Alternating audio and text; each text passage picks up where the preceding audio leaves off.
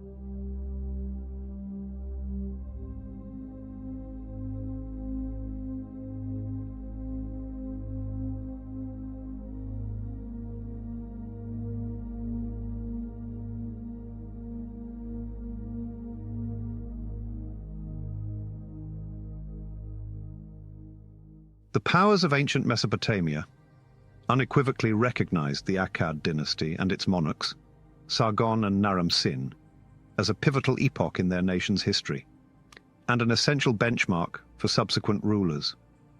Contemporary scholars concur that Assyriologists, archaeologists, and historians have consistently attributed a significant role to the Akkad dynasty, viewing it as the foundational point for essential historical experiences, the dividing line between eras, and the pinnacle in the evolution of an entire civilization. An examination of the reasons for this centrality reveals that ancient and modern explanations differ significantly, with contemporary interpretations being diverse and frequently rejected by subsequent scholars. Several years ago, the assessment of the subject would have been quite discouraging. After dismissing the mythical or unverified explanations and considering the scarcity of records from the Akkadian period in numerous domains, it appeared that Akkad's significance and relevance were more conceptual than substantiated.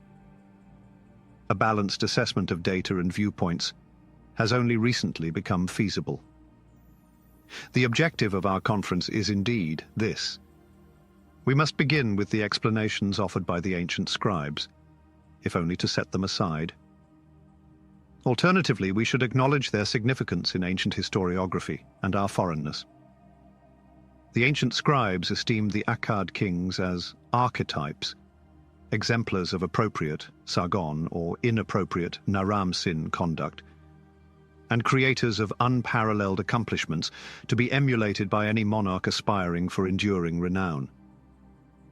This explanation's mythical quality is so apparent that it swiftly evolved into a distinct subject of study rather than a plausible historical interpretation.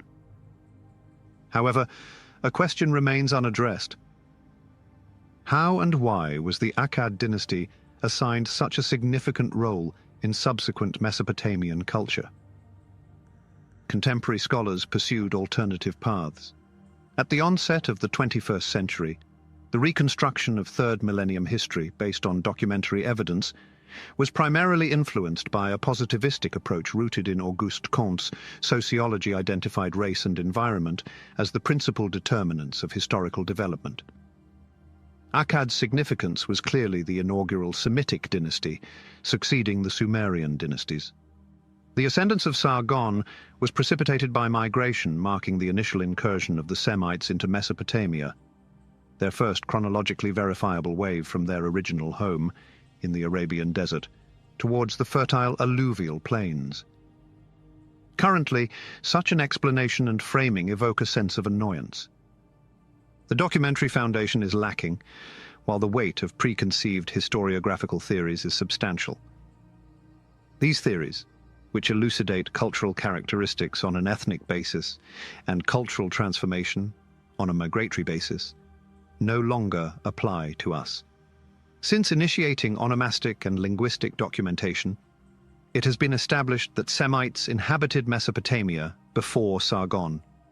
The individual narrative of the Homo novus Sargon bears no connection to the history of an entire populace, a notion that is not novel. It is established following a pivotal article by Thunt Jacobson that the ethnic factor possesses limited and indirect significance concerning states' organization, political dynamics, and interrelations. Ultimately, we recognize that the culture and politics of the Akkad dynasty, despite their distinct originality, were the result of the sustained and coherent evolution of Lower Mesopotamia over a millennium. The environmental rationale for Akkad's uniqueness is also associated with the ethnic perspective. Refer to the previously mentioned relationship between race and milieu. The Semites originated from arid regions, indicating that their social and ecological context revolved around animal husbandry and tribal structures. The Akkadian period and region, characterized by a significant Semitic presence, differed from the Sumerian south, where the temple collectively owned and administered labor and property. Viewing it from this perspective reveals the Semitic and Akkadian characteristics. In the social domain, the Akkadian influence would enhance the significance of familial connections. In the economic sphere, it would facilitate greater family assets and individual enterprises. And in the political realm, it would expand the scope beyond the city-state. Sargon's ascension to power would have conferred greater influence, success, and official endorsement of these trends. Despite disregarding certain simplistic notions and assumptions commonly associated with these positions, such as an antiquated interpretation of freedom, we must acknowledge that certain elements of this second paradigm persist in contemporary explanations. Two qualifications are essential, and they are not trivial. We are addressing historical disparities between the North and South, rather than specific innovations of the Akkad dynasty that enhanced the significance of local trends. The second caveat is that these racial and environmental factors cannot substitute for the specific conditions and cultural transformations in Mesopotamia during the third millennium BCE. The types of familial ownership of agricultural and irrigated land cannot revert to a pastoral context, and the concept of a universal empire cannot revert to the political, or more accurately, pre-political, organization of the tribe. Neither can be conceived before or beyond their historical evolution's temporal and spatial context. The North and South exhibit distinct relationships concerning nature, society, and production methods. The disparities can be attributed to the distinct ecosystems in the valley and the delta, rather than the Semites' and Sumerians' ambiguous original homes. Subsequently, in the mid-20th century, the political institutions of Mesopotamia, particularly the inception and development of the state, were examined from a formal perspective, disregarding the region's ethnic context, and framed within a linear evolutionary model, progressing from simple to complex, from small to large, etc. The Akkad dynasty, is regarded as the inaugural manifestation of an empire, resulting from a relatively continuous evolution that progressed from village to chiefdom, from chiefdom to city-state, from city-state to regional state, and ultimately to an empire. I do not aim to diminish the significance of the Akkad dynasty in the institutional evolution of early Mesopotamia by presenting two critiques, one factual and the other theoretical. The factual critique posits that empires predated Akkad. More accurately, the designation and concept of empire have been recently retroactively applied, on grounds no less valid than those for Akkad, to earlier instances, ranging from the Uruk of the late Uruk period to the Ebla of the royal archives, as well as the state formations of the Sumerian south during the so-called Proto-Imperial era. The Akkadian Empire is not an unprecedented phenomenon. Rather, it represents a juncture in a continuum that had prior instances and will experience subsequent evolutions. Theorizing evolutionary patterns may appear rigid. However, the practical application often results in unexpected complexities and irregularities. Conversely, the theoretical critique posits that the term empire is employed excessively simplistically and lacks clarity in its definition, as though it signifies something unequivocal, unmistakable, and nearly tangible. Conversely, the concept exhibits diverse applications across time and space. Its typology is intricate and multifaceted, and its correlation with the technological and economic conditions of the era is neither presumable nor inconsequential. The designation Akkad, the First Empire, is thus open to critique not merely for the term first, but particularly for the term empire. A more contemporary, largely implicit suggestion redirects the emphasis from political structure to political ideology. The uniqueness of Akkad lies in its heroic and militaristic kingship, contrasting sharply with the Sumerian concept of the Ensai, who governed the extensive agricultural lands on behalf of the deity, representing the city-state. The issue of the king's divinization, initially presented by Naram-Sin, is relevant here due to its clear opposition to, if not total rupture with, the conventional pantheon. The issue of imperial art is relevant here, as its celebratory mechanisms are established to validate and enforce the new form of kingship. This perspective on Akkadian originality is linked to the earlier viewpoint, as the monuments of celebration may have directly or indirectly influenced the ideas of Sargon and Naram-Sin. Our ideological interest derives from the interplay among political structure, imperial art, cultic practices, historical traditions, warfare, and religion.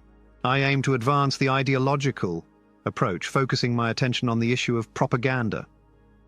This entails amalgamating royal ideology, celebratory mechanisms, and historical customs.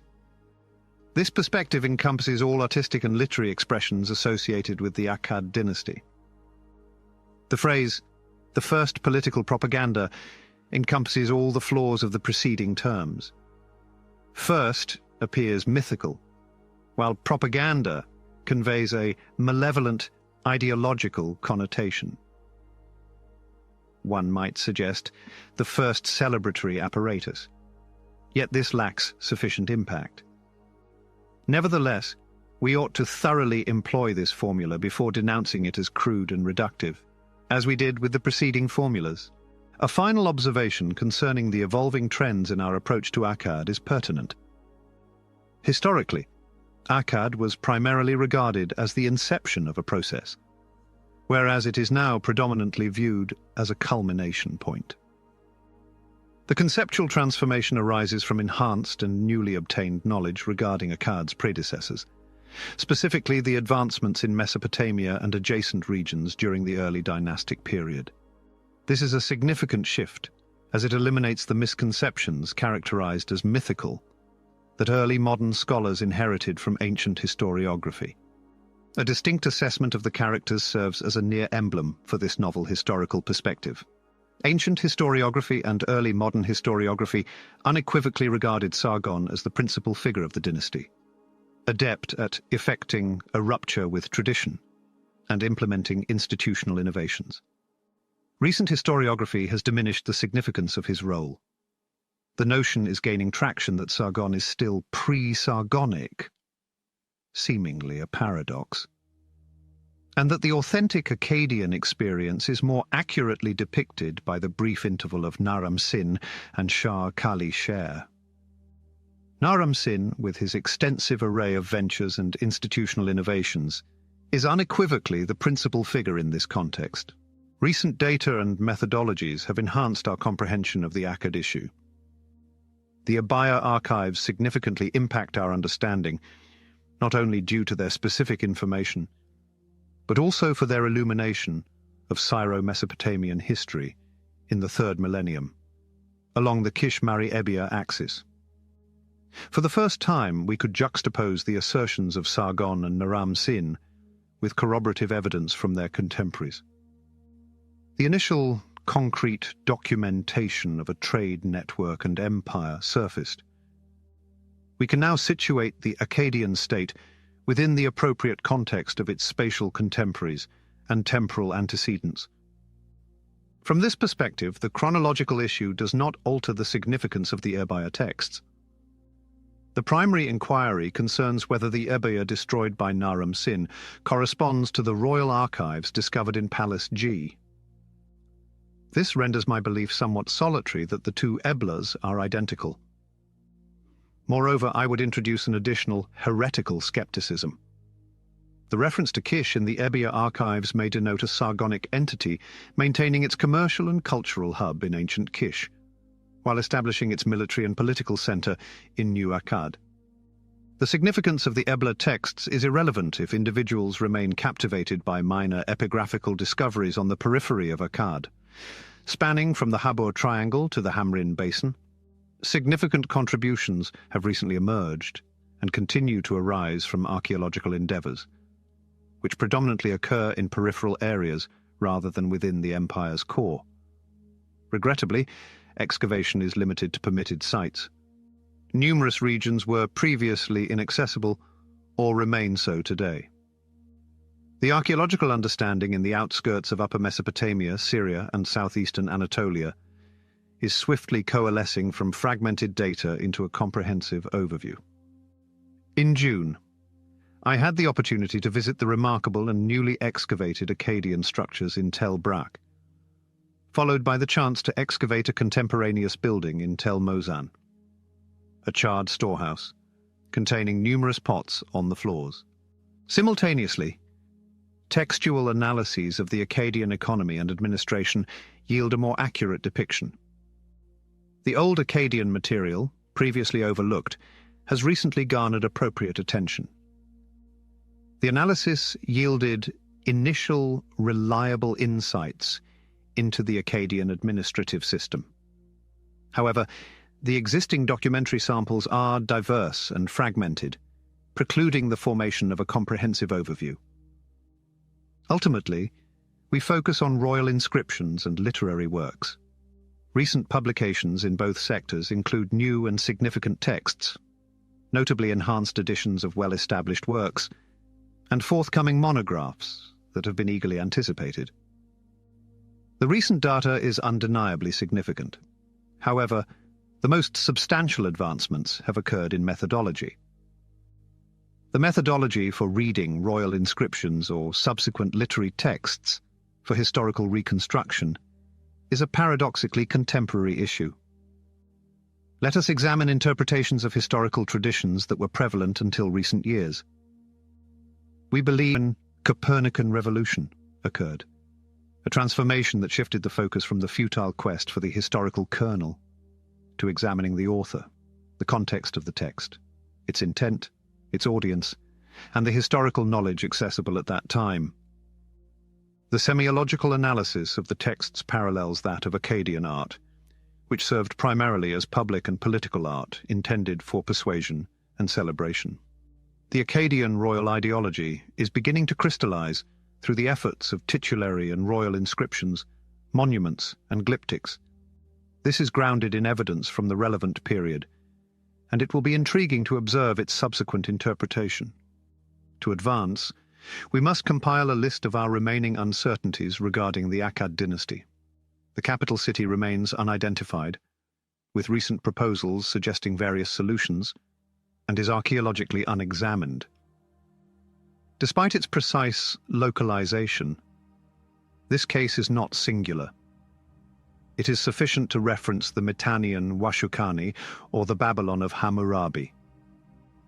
Consequently, we lack the palace and archives of Sargon and Naram Sin, and instances of a more comprehensive and extensive enhancement of our understanding of Akkad, which could solely be obtained through excavating Akkad.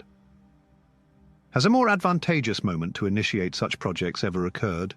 Given that the capital city remains unexamined and our knowledge of sites classified as Akkadian is limited beyond mere stratigraphy, we are primarily left with various large and small artworks of diverse origins and disconnected from their original context.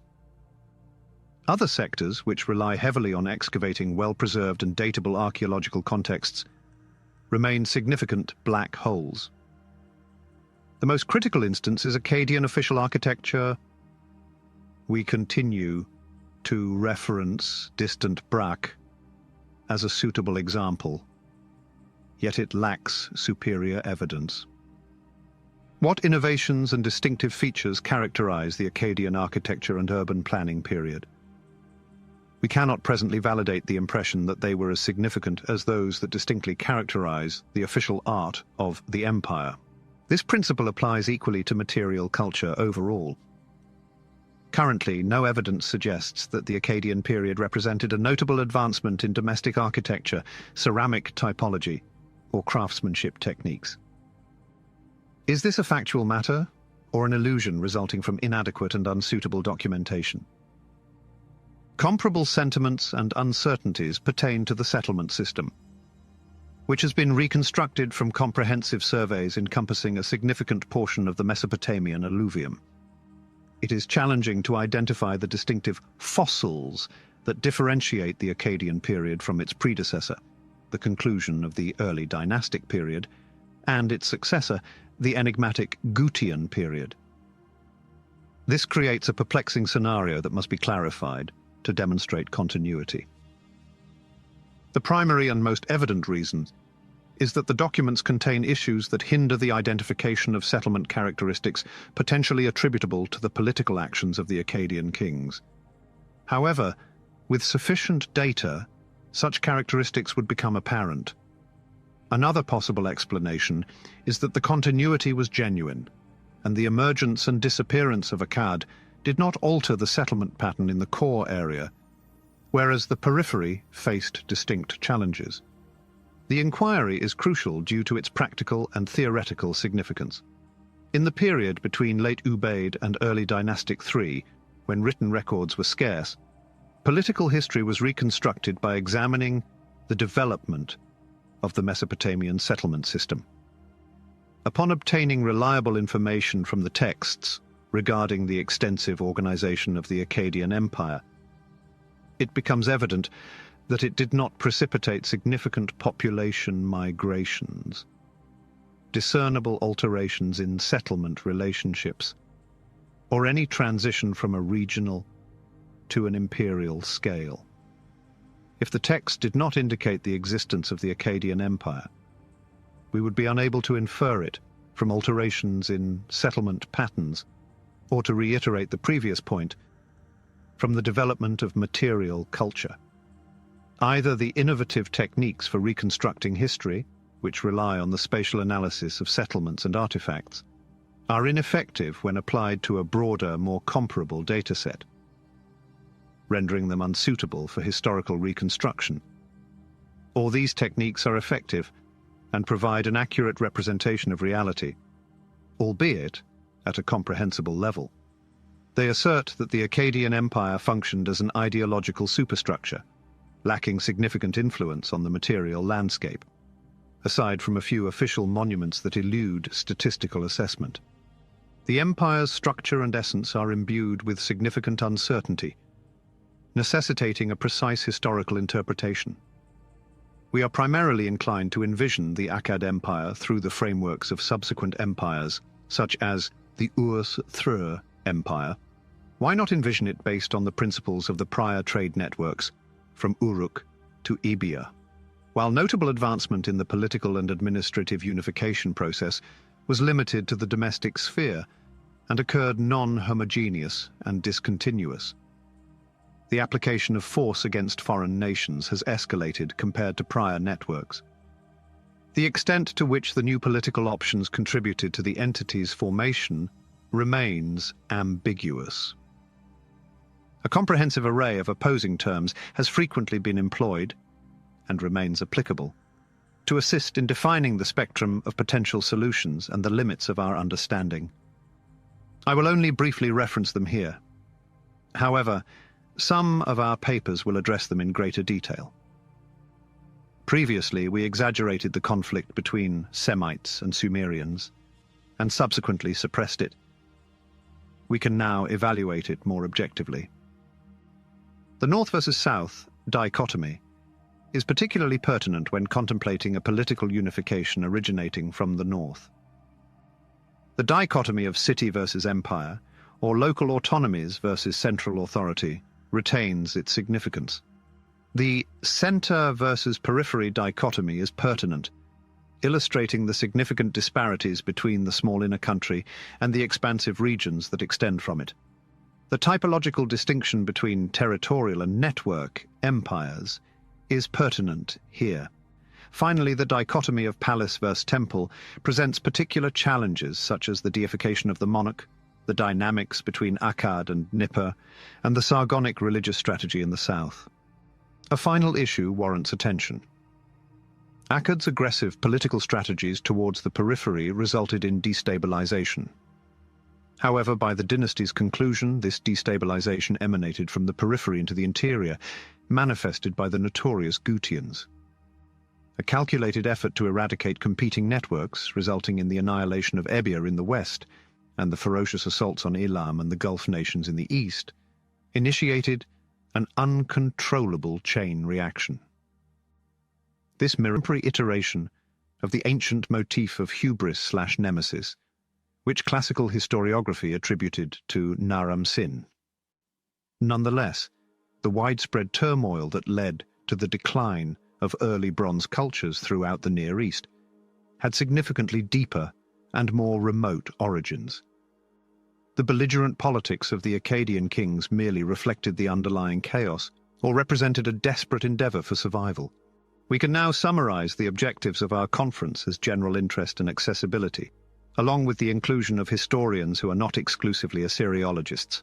Our primary objective is to concentrate on three issues: the inception and operation of the inaugural empire. 2. The structuring of the initial apparatus for political propaganda and commemoration. 3. The formation and evolution of the primary historiographic tradition. These three firsts must be interpreted with two qualifications in mind. Firstly, we must consistently acknowledge the mythical connotations of the term first and the existence of prior experiences and methodologies. Secondly, we are addressing cases that can be subjects of inquiry within the current state of knowledge. We must acknowledge that future discoveries may retroactively alter the timeline of certain firsts. Furthermore, other historical instances, whether contemporary or predating Akkad, such as the Egyptian Old Kingdom, are recognized but cannot be analyzed from our three perspectives due to insufficient diverse documentation. The strong interrelation among our three focal points is evident. Establishing a political framework at the imperial level while accommodating local customs and urban autonomy, both administrative and theological, resulted in diverse celebratory mechanisms that interacted with and opposed physical limitations.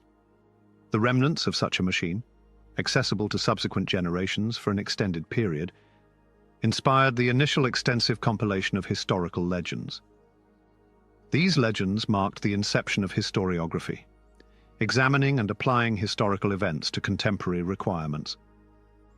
This collection of issues is sufficiently significant from a world history standpoint to warrant broader consideration beyond the narrow scope of specialized academics and to integrate into our historical consciousness, which remains overly focused on classical foundations and frequently neglectful, save for sporadic enthusiasm, of the contributions from the ancient Near East. In the past decade, significant research has been conducted on the traditions of Akkad and its monarchs in subsequent Mesopotamia. Akkad functioned as the archetype for subsequent dynasties owing to three principal factors. 1. His extensive dominion and authority, realized through the unification of Babylonia and oversight of the surrounding regions. 2. His establishment of an imperial bureaucracy. And 3. His groundbreaking notion of royalty, which encompassed, among other elements, the deification of the sovereign. Ancient literature, historical texts, scientific writings, cults, and kingship perceptions encompass this paradigm's elements. As is customary in Mesopotamia, the paradigm is never presented in its entirety. Rather, it must be reconstructed from disparate components, rendering the task both impossible and perplexing. For illustrative purposes, subsequent tradition highlights the Akkadian dynasty through its founder, Sargon, and his grandson, Naram-Sin, during whose reign the empire attained its peak. Other old Akkadian rulers are briefly referenced in the Sumerian king list and divinatory texts. Güterbock's groundbreaking research on the subsequent traditions of the Akkad dynasty characterized Sargon and Naram-Sin in dualistic terms. Sargon was depicted by ancient sources as the triumphant founder of the new dynasty, whereas Naram-Sin was labeled the Unheilsherrscher, whose arrogant recklessness precipitated the dynasty's downfall. A recent study has refined this interpretation. Although Sargon's predominantly favorable image persists, Naram-Sin is now perceived not solely as a tragic figure, but as the center of ambivalent narratives where his achievements overshadow his shortcomings. Joan Goodnick Westenholz will author a multi-volume treatise on the literature of Sargon and Naram-Sin, with the inaugural volume forthcoming. The principal components of the Sargon traditions include his extraordinary origins and divinely sanctioned usurpation of kingship exploits in distant territories. The principal components of the Naram-Sin traditions include his effective quelling of insurrections within and outside Babylonia, his foreign conquests, and his arrogant defiance of the gods, which in a singular text resulted in the irrevocable destruction of Akkad. It is no longer permissible to categorize these literary texts into a single genre, solely based on their focus on the kings of Akkad. The texts display markedly distinct formal characteristics, particularly in Naram-Sin, and can adopt significantly divergent perspectives on their subjects. Two distinct bundles of Naram-Sin traditions remain entirely separate. The narrative in The Curse of Akkad, featuring the arrogant Naram-Sin who ignored divine omens and faced retribution from barbarian hordes, lacks historical foundation and contradicts established truths. Recent evidence indicates that literary works concerning Naram-Sin's significant rebellion and foreign conquests are grounded in actual events. The recent skepticism regarding these works was excessively pronounced. Babylonia as a literary community. Babylonia is a textual community. This nation was characterized by a compilation of shared texts that provided moral and spiritual cohesion in the absence of political unity, as seen during the early dynastic period, and offered the ideological foundation for political unity when it existed. The significant elements of this textual corpus evolve over time. Our conception of significance evolves over time as new discoveries compel us to reevaluate our perspectives on early Mesopotamia, often in a profound manner. Nonetheless, I will attempt to concisely characterize the texts that delineated Babylonia from the early 3rd to the early 2nd millennium. During the pre-Sargonic periods, Lexical texts both constituted and articulated the cultural cohesion of a politically divided Babylonia. Through these texts, along with the elucidation and discourse they suggest, Babylonia acquired a standardized writing system and established uniform classifications of language, the material realm, and the divine. Babylonia and its adjacent regions utilized a unified language for all institutions and relationships. One of the most challenging tasks in the coming decades will be to identify the regional and local variations obscured by the uniformity of this language. During the Akkadian dynasty, Mesopotamia was recognized for its initiative of inscribed round and bas-relief monuments. These lamentable surviving remnants are accompanied by a substantial collection of old Babylonian replicas of the inscriptions and even accounts of the monuments themselves. After the third millennium, the third dynasty of Ur perpetuated the Sargonic rulers' monumental initiatives. A substantial corpus of literary works also developed that articulated coherent theories of political legitimacy. The early Old Babylonian period augmented this corpus of texts. This paper will examine the paradigm for acquiring and alienating political legitimacy, utilizing Akkad and Ur as case studies. The Akkadian dynasty and the third dynasty of Ur. Akkad, from Sargon to Naram-Sin, exemplified a distinctly novel territorial state in Babylonia. Consequently, it should be a prototype for later states that leveraged centralized control over Babylonia to establish a successful imperial structure. The bureaucracy and imperial structure of the third dynasty of Ur mirrored that of Akkad in both form and substance, though with significant innovation. The rulers of Ur emulated the image of kingship by the old Akkadian kings through titles, epithets, and ultimately self-deification. The kings of Ur did not directly summon the Sargonic rulers, not due to animosity or a rivalry between the Sumerians and Akkadians, a notion fabricated by contemporary historians. During the Ur-3 period, the deified monarchs of Akkad were venerated. The kings of Ur referenced the distant past of the legendary rulers of Uruk, Lugalbanda, and Gilgamesh. This conferred a dual advantage. The connections to an early dynasty of Uruk may be kinship ties due to the Uruk origins of the third dynasty of Ur, with kinship serving as a significant, if not decisive, source of political legitimacy. Instead, they turned to a distant, legendary dynasty whose conclusion was forgotten. Consequently, the kings of Ur were spared the concern of historical recursion, as articulated in Lee Patterson's analysis of King Arthur's utilization as a power, which would arise if they referenced the Akkadian dynasty, whose dilapidated capital was undoubtedly observed and frequented. The Akkadian dynasty is alluded to in numerous texts from the Ur III court. This is evident in royal inscriptions and hymns and in the court organization based on old Akkadian models. The lack of commentary from these sources regarding Akkad is disconcerting. Akkad established a precedent for unity in a region characterized by political diversity, yet the Akkadian model harbored the potential for an unfavorable conclusion. To what location is the subject, or more precisely the inquiry regarding Akkad deferred?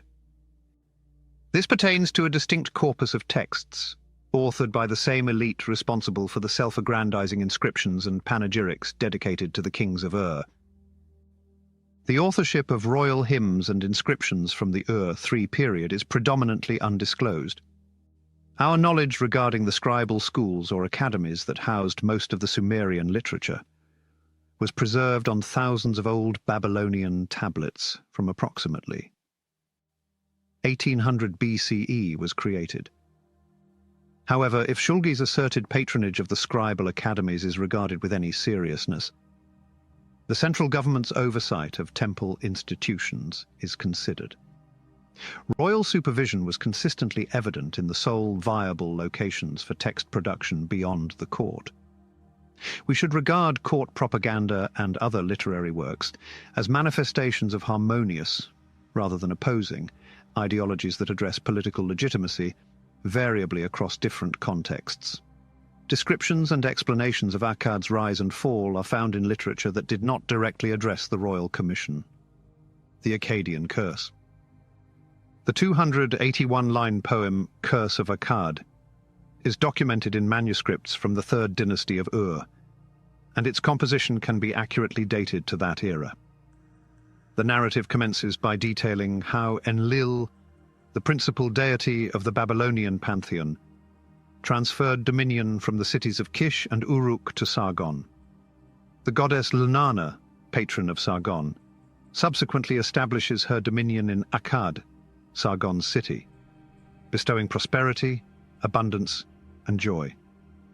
However, an abrupt turn of events occurs. Disapproval from Ekur, the temple of Enlil in Nippur, compels Inanna to forsake Akkad, prompting other deities to retract the symbols of sovereignty. The shift from divine favor to disfavor in Sumerian literature is so swift and indirect that its cause remains unclear. I assert that Nanna intended to construct a new temple in Akkad, I-56, for which authorization from Enlil would be requisite. Enlil's adverse reaction, I-57, signified his determination to forfeit Akkad's sovereignty. Thus, as other Sumerian literary works demonstrated, Inanna, the city deity, was compelled to forsake her city, and other gods retracted their assistance. Naram-Sin comprehends, yet cannot reconcile with a foreboding dream that validates the imminent demise of Akkad's reign. He dons mourning attire, relinquishes his royal insignia, and descends into a 7-year depression. He sought divine guidance once more. He took omens twice regarding the construction of the temple of Inanna, and on both occasions the omens were unfavorable. In his exasperation, Naram-Sin endeavored to coerce Enlil's will. Mobilizing his forces, he assaulted and looted Ekur, resulting in catastrophic consequences for Akkad. The poet stated, once he, Naram-Sin, extracted the goods from the city, Nippur, Akkad forfeited its political legitimacy. Enlil summoned the barbaric Guti from the mountains to ravage Babylonia in retaliation for this sacrilege.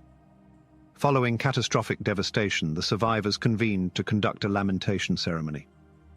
In retaliation, the formidable deities endeavored to placate Enlil by condemning the city of Akkad, suggesting that only Naram-Sin's city should endure the consequences of this sacrilege, rather than the entire territory. Enlil's reaction is not articulated in the text. However, his animosity towards Babylonia would have been evident to any reader or listener during the affluent Ur III period.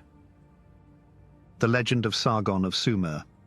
The Curse of Akkad primarily addresses Akkad's decline under Naram-Sin, only briefly mentioning its ascent under Sargon. The Sumerian Sargon legend describes Sargon's ascension to the throne during Inanna's reign. This text's similarities to the Curse of Akkad suggest it may be dated to the Ur III period.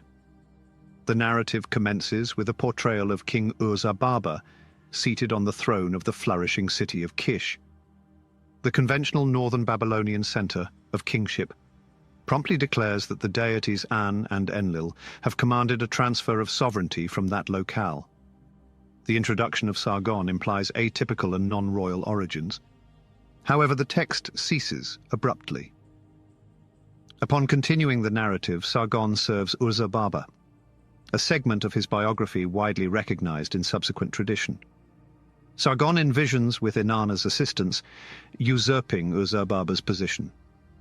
When Sargon conveys the dream to Ur-Zababa, the latter, akin to Naram-Sin in the Curse of Akkad, comprehends its significance but declines to acknowledge it. He subsequently devises a trap for Sargon, which Sargon adeptly evades with Inanna's aid.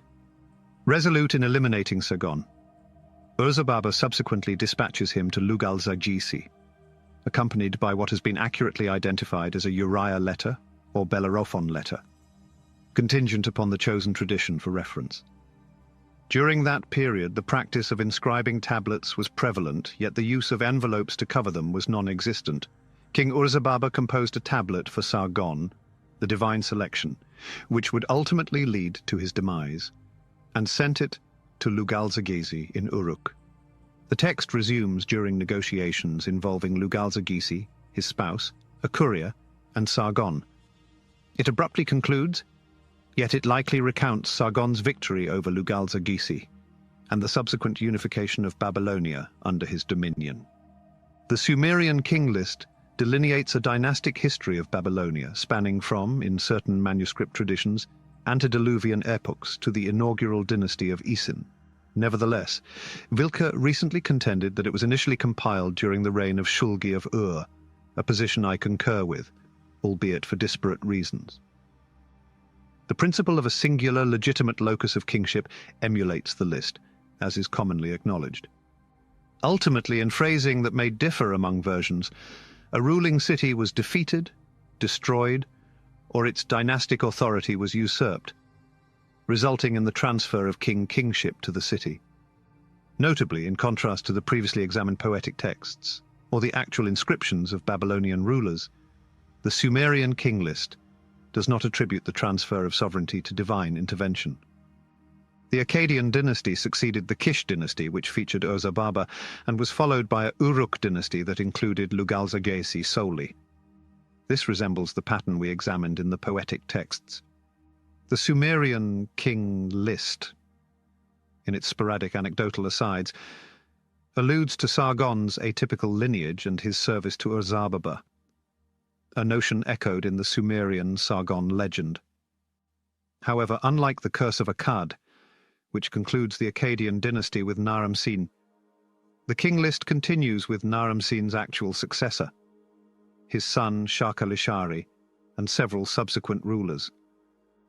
In contrast to the two texts, the Sumerian king list does not present the Akkadian dynasty as a singular model, but instead situates it within the wider framework of political legitimacy history.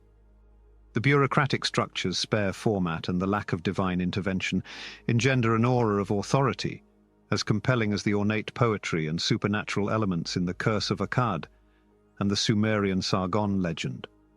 The Sumerian king list not only justified Ur's dominance over Babylonia, a region historically characterized by political diversity rather than unity, but also legitimized the conquests and ambitions of Ur's kings beyond Babylonia. Wilke recently emphasized that the king's list featured three dynasties outside Babylonia. Awan, Hamazi, and Mari delineate the boundaries of the Ur, the third state. If they were constituents of the one kingship, indicated by the Sumerian king list, Ur, presently the epicenter of that authority, is entitled to assert their allegiance. The Akkadian dynasty and the legitimacy of the third dynasty of Ur. One may draw a simplistic comparison between the careers of Sargon, the founder of the Akkadian dynasty, as delineated in the texts above, and Ur-Nammu, the founder of the third dynasty of Ur, as chronicled in his inscriptions. Both individuals served a king from another city before seizing power, and both are reported to have ascended to kingship, allowing the transfer of sovereignty by An and Enlil. However, a significant, albeit nuanced, distinction exists. Ur-Nammu may have been a member of the royal family at Uruk, whereas Sargon's origins remain obscure according to all traditions. Furthermore, Ur, the city associated with Ur-Nammu, is a historically recognized Babylonian center of kingship Akkad, akin to Sargon himself, emerged from obscurity. The persistent reiteration of the sequence Kish-Uruk-Ur in the Sumerian king list emphasizes Ur's legitimacy and the anomaly of Akkad. The distinct otherness of Sargon and his city effectively separates the destiny of the new empire Ur from that of the old Akkad. When Shulgi, the second and the greatest king of Ur, became a living god, it can only have been in conscious imitation of the greatest king of Akkad, Naram-Sin, the first Mesopotamian ruler to assume the mantle of divinity. The image of Naram-Sin projected by the Curse of Akkad can be understood as a palliative for the anxiety of recursion. It was not the hubris of Naram-Sin's self-deification that caused Akkad's awful fate, but rather his hubris in not submitting to the will of God, to the point of attacking the holiest sanctuary in Babylonia. The Naram-Sin of the Curse of Akkad starkly contrasts the kings of Ur, whose excessive piety was daily proclaimed in inscriptions, hymns, and the voluminously documented diversion of enormous wealth to cultic ends. The third dynasty of Ur's ideologues were not fools. Kingship may be divinely assigned, but the assignment is temporary. The unalterable words of An and Enlil cannot be changed by man, but their alteration by the gods was thought to be the primary engine of historical change. The same scribes who ruefully complain in Ur-Nammu's death that unchanged his holy word, Enlil insidiously modified the destiny he had ordained. After an extensive benediction, a few years later, Inanna tells Shulgi, "An has accomplished this for you. May he never alter it. May Enlil, the arbiter of destinies, never modify it." However, when not engaged in their duties and adopting a broader perspective, the Scribal ideologues recognized that the authority of sovereignty inevitably transferred from one city to another, at the discretion of the dominant deities.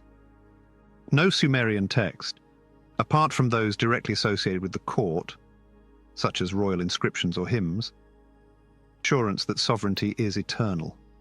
Nevertheless, sovereignty eventually re-emerges as the Sumerian king list consistently emphasizes, particularly concerning the traditional seats of kingship in Ur, Uruk, and Kish. Prevent Akkad's fate if the loss of sovereignty is inevitable. In the Curse of Akkad, the rationale for Akkad's initial forfeiture of divine favor is not elucidated.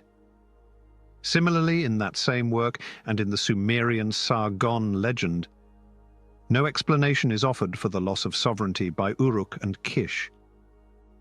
Nonetheless, Naram-Sin's irreverence elucidates Akkad's atypical demise and curse. Avoiding his example is synonymous with evading his fate. The inadequately preserved account of King Amarsin's 8-year wait for favorable omens to construct a temple for Enki resembles sections of the Curse of Akkad. It may have been composed as a purposeful counterexample during Ur was disintegrating. During the early Old Babylonian period, Akkad continued to serve as the imperial archetype. However, the more contemporary model of the Third Dynasty of Ur offered an alternative framework for dominance in Babylonia and beyond, and for the estrangement of political authority. The portrayal of El-Bibisin, the final monarch of the Third Dynasty of Ur, as depicted in the literary letters referred to as the Royal Correspondence of Ur, reflects a sentiment of resigned acceptance of divine will, coupled with the aspiration for the restoration of divine favor. This hope is affirmed in the Ur Lamentations, where the devastation that concluded the Third Dynasty of Ur is ultimately succeeded by redemption under the Isin dynasty, which claimed to be the rightful successor state to Ur. Although the Lamentations validated Isin, the lamentation over Sumer and Ur articulates the unequivocal principle of dynastic transition. Indeed, Ur was granted sovereignty, yet it was not bestowed with eternal dominion. Has anyone ever witnessed a royal dynasty that remained perpetually supreme? Its dynastic sovereignty, once enduring, is now depleted. The Curse of Akkad, previously the exclusive paradigm of national decline during the Ur III period, transforms in the early Old Babylonian period into one among a collection of texts addressing the subject. The juxtaposition of Akkad, representing irreversible devastation, and Ur, denoting eventual rejuvenation, becomes evident. The arrogant Naram-Sin is unfavorably contrasted with the subservient Labasin, although it is presumed that Naram-Sin experienced greater enjoyment. The model of royal humility that emerges from this contrast possesses the subversive impact aptly described by Michalowski. It serves as an antidote to the exaggerated assertions of the authorities and offers insight into an additional role of the school. The traditions cultivated within the schools ensured ideological continuity for a bureaucratic class, somewhat insulated from the fluctuations of power at the apex. The Sumerian king list was appropriated by the rulers of Isin, concluding with their names in all extant copies. This document legitimized the concept of hegemony exercised by the Third Dynasty of Ur, establishing Isin as its successor.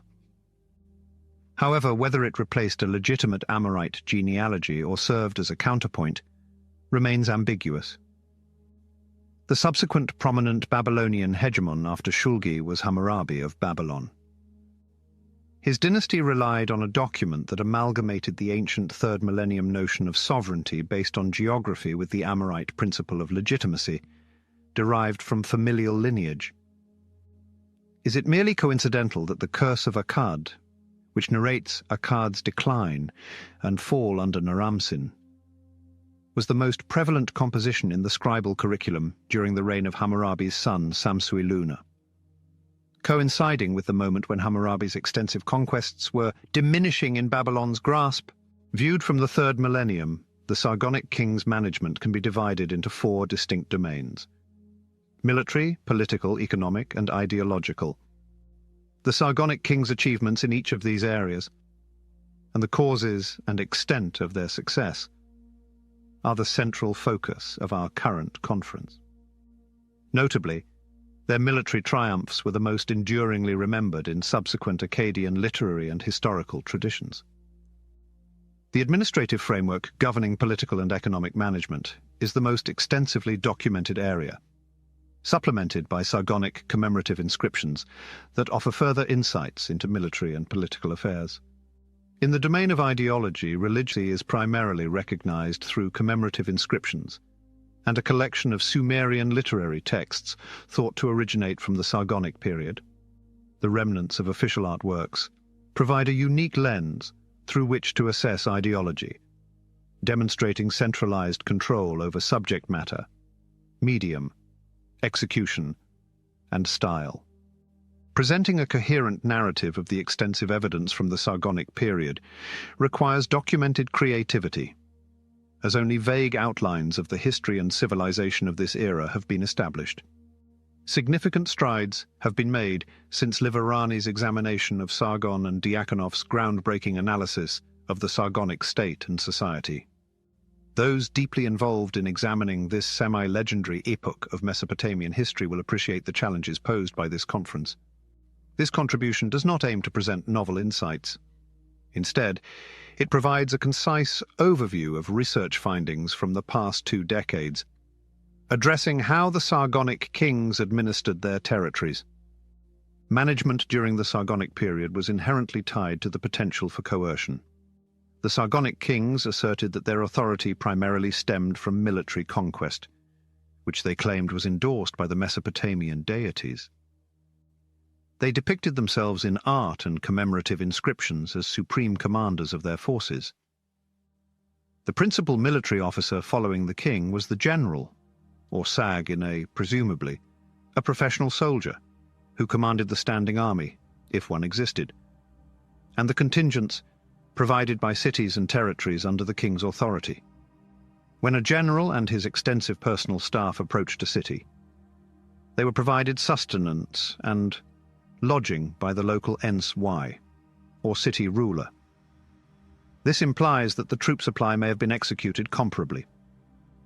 The general staff comprised couriers, aides, a physician, a diviner, and in one instance, the son of an ensiorn I from a distant city. Was he a captive, a hostage, or possibly gaining practical experience in the field?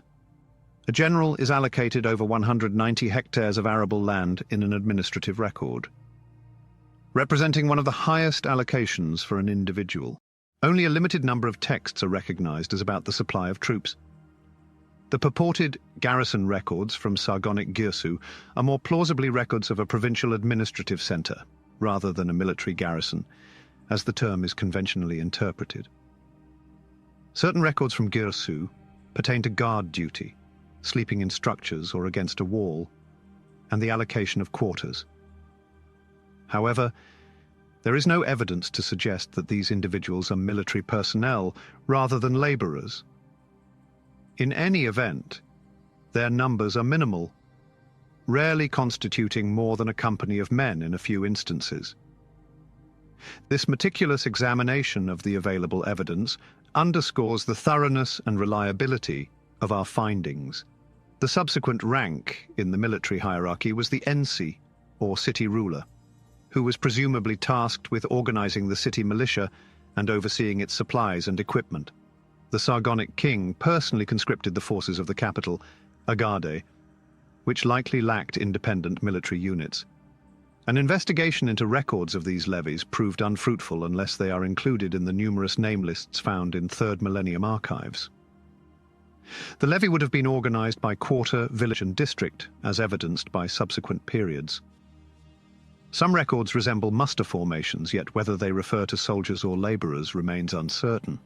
The field officer assigned under the ensign was the captain who, similar to the sergeant, may have been a professional soldier. Inscriptions designate troops as gurus, meaning fighting men, whereas administrative records refer to soldiers as gieios, or followers of the crown, distinguishing them from non-disabled laborers, also termed gurus. The gieios likely constituted a small cadre of professionals stationed in various locations and supported by crown land allotments, akin to the OB reduced. Consequently, most of the army comprised conscripted men of military age who returned to their communities post-campaign. Thus, the military organization likely included a corps of professionals, augmented by auxiliary units conscripted from local populations by district or clan, under the direct command of the king, who accompanied them in the spring season. The primary tactical units likely consisted of spearmen and archers, with the spearmen at least outfitted with armor. Administrative records indicate that this equipment was distributed from a central repository. The king wielded a mace, which served as a common dedicatory object. It may have functioned as a close-quarters weapon and could also have been reserved for high-ranking officers, akin to a modern general's sidearm. A segment of a royal campaign itinerary, possibly about Naram Sin's expedition to Azuhinnu, specifies the marching distances between towns. This indicates the existence of military scribes and accountants, as previously acknowledged by the general staff. Artistic evidence about the military has been addressed in other contexts. Political management was closely bound to the military in the person of the Enskibae, or city ruler. Although Sargon states that he appointed Akkadians as ensi throughout Sumer, later administrative records from Sumer suggest that most ensis were local, subservient to noble Akkadians. This may mean the development of a tradition of professional administrators who stayed a long time in one place, as opposed to the practice known in Ur III of rotating ensi to different parts of the empire. A son of Naram Sin served as ensi in one instance, but this was not in Sumer. Political submission was expressed by destruction of defensive walls, payment of tribute, quartering and supplying members of the crown household and military, erection of royal stellae in conquered areas, forfeiture of certain lands to the crown for redistribution to royal retainers, sporadic use of royal year names in dating, acceptance on the local level of royal administrators, and, in the later Sargonic period, imposition of a cult of deified kings, acceptance of royal family members for high priesthood in important sanctuaries, and ceremonial expressions of fealty in the form of greeting gifts, visits to the capital, oaths using the royal name, and use of a specific type of seal. In his capacity as administrator, the ensi occupies a position within the economic hierarchy of the realm, structured along household lines. The king heads his household and domain, while his principal administrative officer, akin to a general, is the sabra-i, or majordomo. This distinguished figure is known solely through sporadic references. His entourage may have comprised royal officials whose duties, in contrast to those of an ensi, were regional and potentially extended beyond the confines of traditional city-states. Among these officials may be included the Royal Land Register, Sag-Sug, the Royal Scribe, Dubs Lugal, and the Mask Imiugal, or Royal Inspector and Auditor.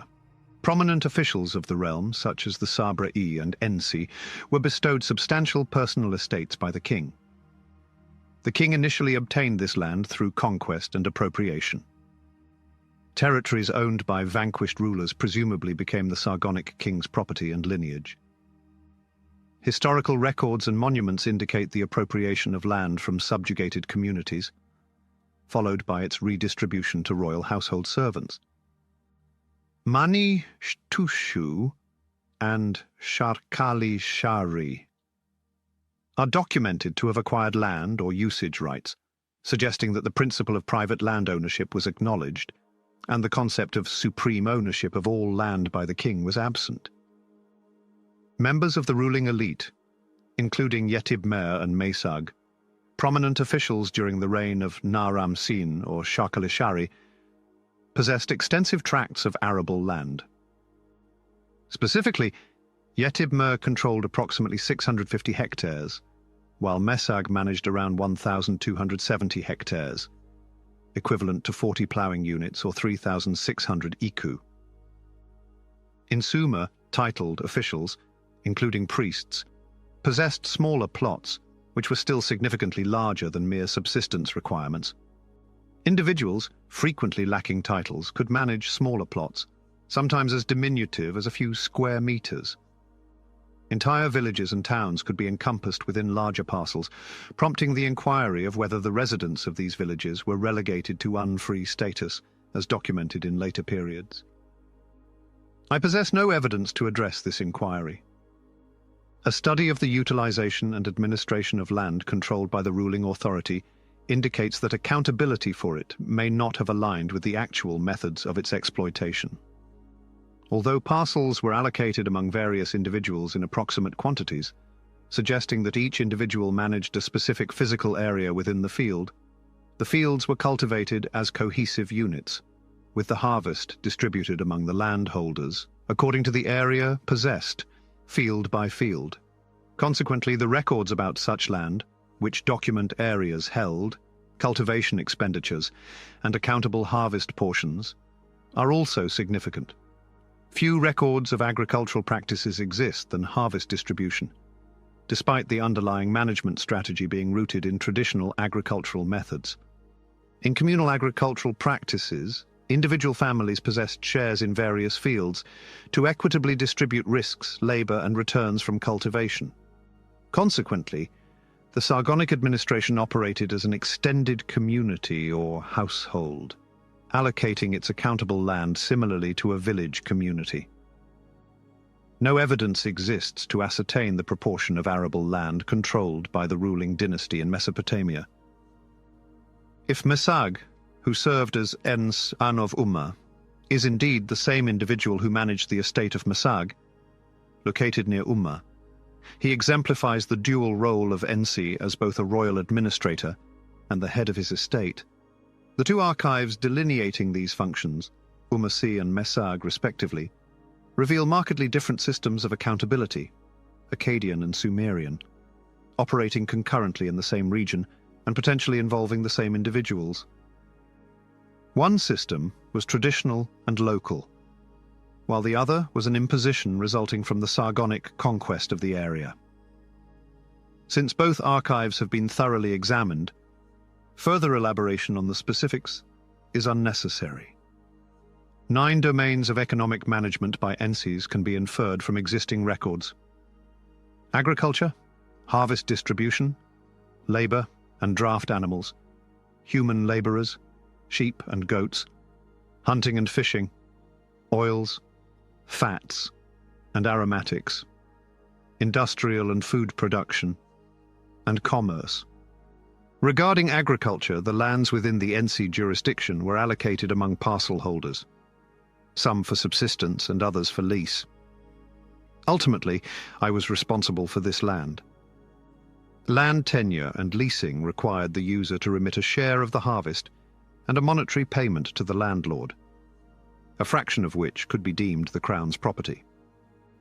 The competent professional overseeing these affairs, corresponding to the new band and in the military, was the cultivator, Sagapin or Engar. Certain land use rights may be inherited or transferred through sale. In Akkad, the crown directly owned certain land and was designated as the king's ploughing unit, a term that foreshadowed the palace share of the Middle Assyrian periods. Evidence from Sumer indicates royal interests in land managed by the Ensi. Significant collections of records are concentrated around the distribution of the harvest. The relationship between estimated, actual, and accountable harvests remains inadequately elucidated. Estimated yields were recorded for specific, predominantly small plots, indicated by grain ratios documented in the records for each plot. The delivery and threshing of the harvest may be chronicled in certain obscure records that enumerate quantities of grain, measure by measure, although this remains speculative. An equitable harvest assessment was conducted, incorporating expense deductions. However, there was no record of the unaccounted harvest, rendering the total productivity indeterminate. The accountable segments were quantified, dispatched, or stored. Shipments were prepared for transport to Agada, the capital, alongside various local agricultural products including livestock, foodstuffs, and animal byproducts. Documentation of inspection and sealing for the cargo persists. Locally retained portions were recorded to comply with royal inspection protocols. The efficacy of this agricultural system warrants acknowledgement. Though grounded in tradition, the Sargonic practice dismantles local boundaries by reallocating land to royal dependents within city-states, occasionally merging the territories of two original cities. The lens for which I was responsible falls within his jurisdiction, whereas royal officials were responsible for extensive territories that may have encompassed land accounted for by Ensi. A multitude of individuals participated in the economy of the ruling dynasty. Nonetheless, overseeing these individuals was a simple task of recognizing substantial quantities possessing stakes in a centrally governed repository of cultivable land. Redistribution and leasing disseminate risk across a broad demographic. They alleviated the dynasty of the substantial labor expenses that the Ur Third dynasty faced when it sought to manage production directly by superseding traditional community practices in favor of a more efficient approach. Short-term return. Sargonic practice facilitates including private individuals and their families into the royal extended household without rendering them dependents. The Ur-Sara archive, Uma B, records herd management during the Sargonic period, which can be augmented by comprehensive documentation from other periods of Mesopotamian history. Human labor in Sargonic Mesopotamia was organized into small groups. Aside from construction projects, no evidence exists for the mass labor of gurus characteristic of the Ur-3 period. Labor costs were calculated in person days. Rations were allocated between unprocessed raw materials, including barley and wool, and finished products such as bread and beer, the latter occasionally reclassified as raw ingredients for accounting purposes. The interpretation of ration distribution has resulted in substantial disputes regarding whether rations served for subsistence or functioned as a food allowance for household members, whether laborers receiving rations had access to additional means of production and distribution of rations, the recipients of such distributions, and other essential inquiries that significantly impact the reconstruction of early Mesopotamian society. The Sargonic evidence must be evaluated separately from the Ur-3 evidence, as the remarkable advancement of the Ur-3 gurus' labor is a late occurrence atypical of the third millennium. The backing of substantial contingents of men with prearranged provisions may occasionally serve military objectives, although the documentation provides no evidence to that effect. The regulation of alternative subsistence practices, such as hunting and fishing, is less understood. The Girsu archives contain data on substantial quantities of fish, reaching up to 60,000 at a time. The capture, processing, and distribution of such a volume imply a large-scale operation, with 60,000 fish potentially serving as adequate provisions for a significant military force. The aforementioned general's suit was supplied with fish. turtles, snails, and other aquatic organisms are recorded at Girsu, suggesting that this site, likely an administrative center for a major Sargonic province in Sumer, was a crucial hub for riverine and maritime food procurement. While hunting and bird catching are acknowledged, there is a paucity of archival information on these activities. Their accountability in fishing is less complex than in agriculture, due to the absence of royal asset expenditure. Documentation of income and expenses sufficed. Oils, fats, and aromatics were frequently documented differently from other substances, suggesting they were occasionally treated as a specialized category within the administration. Their utilization as sustenance, cosmetics, offerings, and industrial applications was recorded, along with their preservation in containers and specialized structures. Facilities for mass food production were likely the sole contributors to the substantial volumes of prepared food documented in ration records. Documents about food preparation are scarce and primarily focus on feasts or other significant events. Meticulous accounting of bread baking and brewing was confined to the enumeration of ingredients utilized. There is no direct documentation of the processes involved, except indirectly through allocating laborers to cooks and brewers. The texts indicating substantial quantities of clay vessels suggest mass production, although the intended use of these vessels remains unspecified. Potters are absent from ration lists and do not hold land, unlike smiths or carpenters, suggesting they may not have been recognized as professional household members. The royal workshops of subsequent periods do not encompass potters or weavers, indicating that these were distinct enterprises. Industrial activities utilizing imported materials, such as metal, were attributed to the commodity employed rather than the labor involved. No workshop records from the Ur-3 period have been located in the document, including details on the quantity of copper required for tool production, the allocation of tools to laborers by weight, and the retrieval and refurbishment of the tools. Other records pertain to the consignment of metals and other valuable materials for producing specific objects. These regimes employ a fundamental method of income and expenditure accounting instead of the balanced account format characteristic of agriculture. In other contexts, I have advocated for an archaeology of knowledge, which entails creating a typology regarding the presence or absence of specific categories of information in administrative records, and juxtaposing this with the accounting principles employed, the clarity of the formulary, the configuration of the tablets, and the formality of the writing. The findings elucidate what was considered significant to document, serving as the sole method for accurately reconstructing third millennium management of institutional resources. This inquiry is summarized in the figure labeled Levels of Accountability. In this figure, I propose a schematic relationship between the levels of authority delineated in this essay and what may be termed levels of documentation. The extant texts and archives, now abundant, align effectively with this framework and can be regarded as historical data based on their position within a reconstructed set of relationships that can be anchored in both temporal and spatial contexts. Local variations and traditions must be acknowledged. Sargonic administrative records indicate a notable uniformity across Mesopotamia, implying bureaucratic reform and centralization, possibly during Naram Sin's reign. Local practices, exemplified by the Ummah regime, involved balanced accounts accompanied by supporting vouchers, while Girsu preferred extensive tablets that amalgamated numerous vouchers into densely inscribed ledgers. Those above may have been designated as wide tablets. Explicit balanced accounts are less prevalent at Girsu than at Ummah. Ummah texts are frequently individually dated using a local dating system.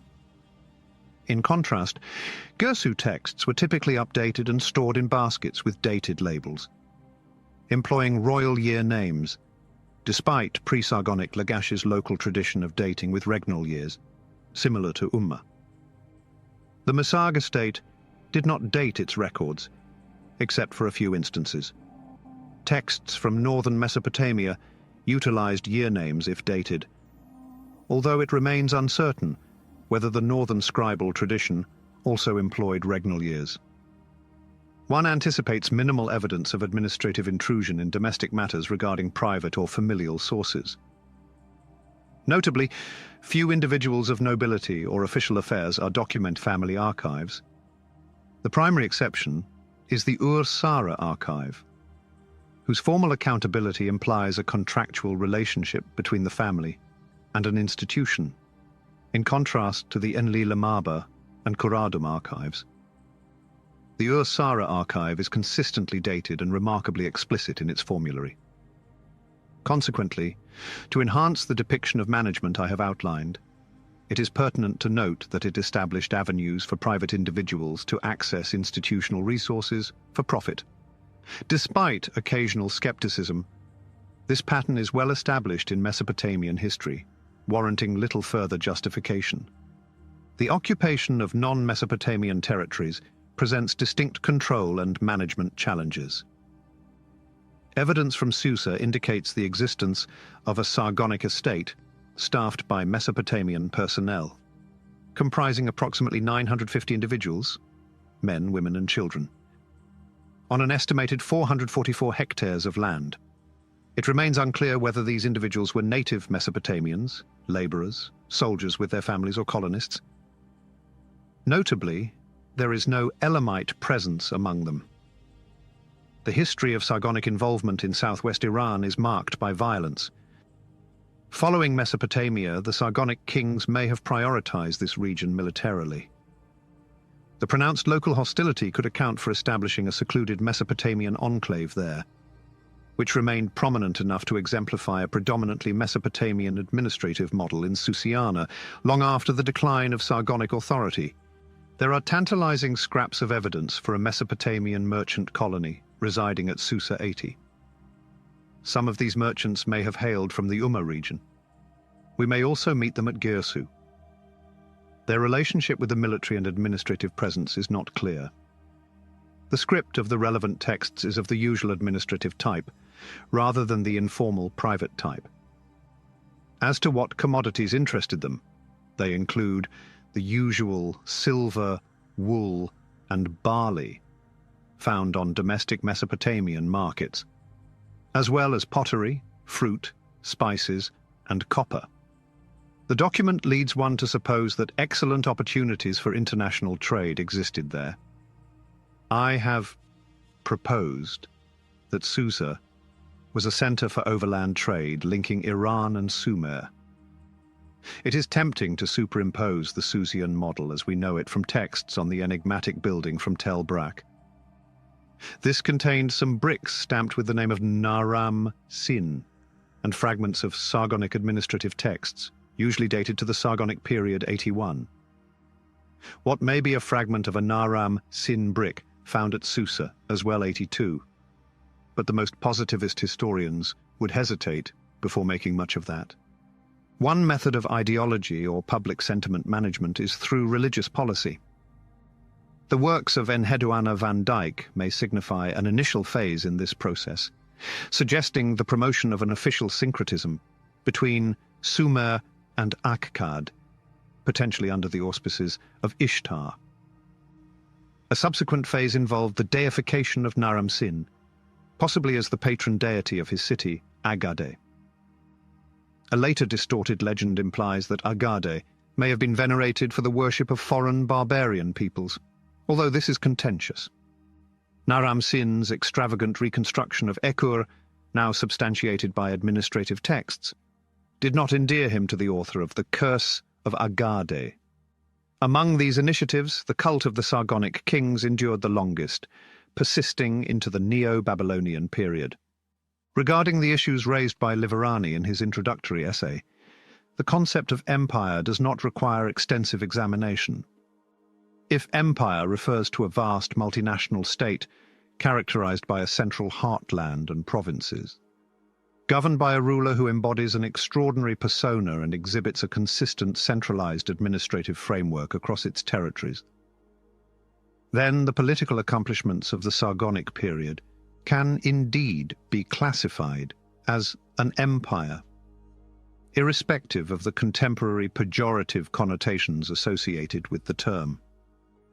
This may include bureaucratic reforms instituted by Naram Sin, which could have served as a model for Shulgi's more renowned reforms.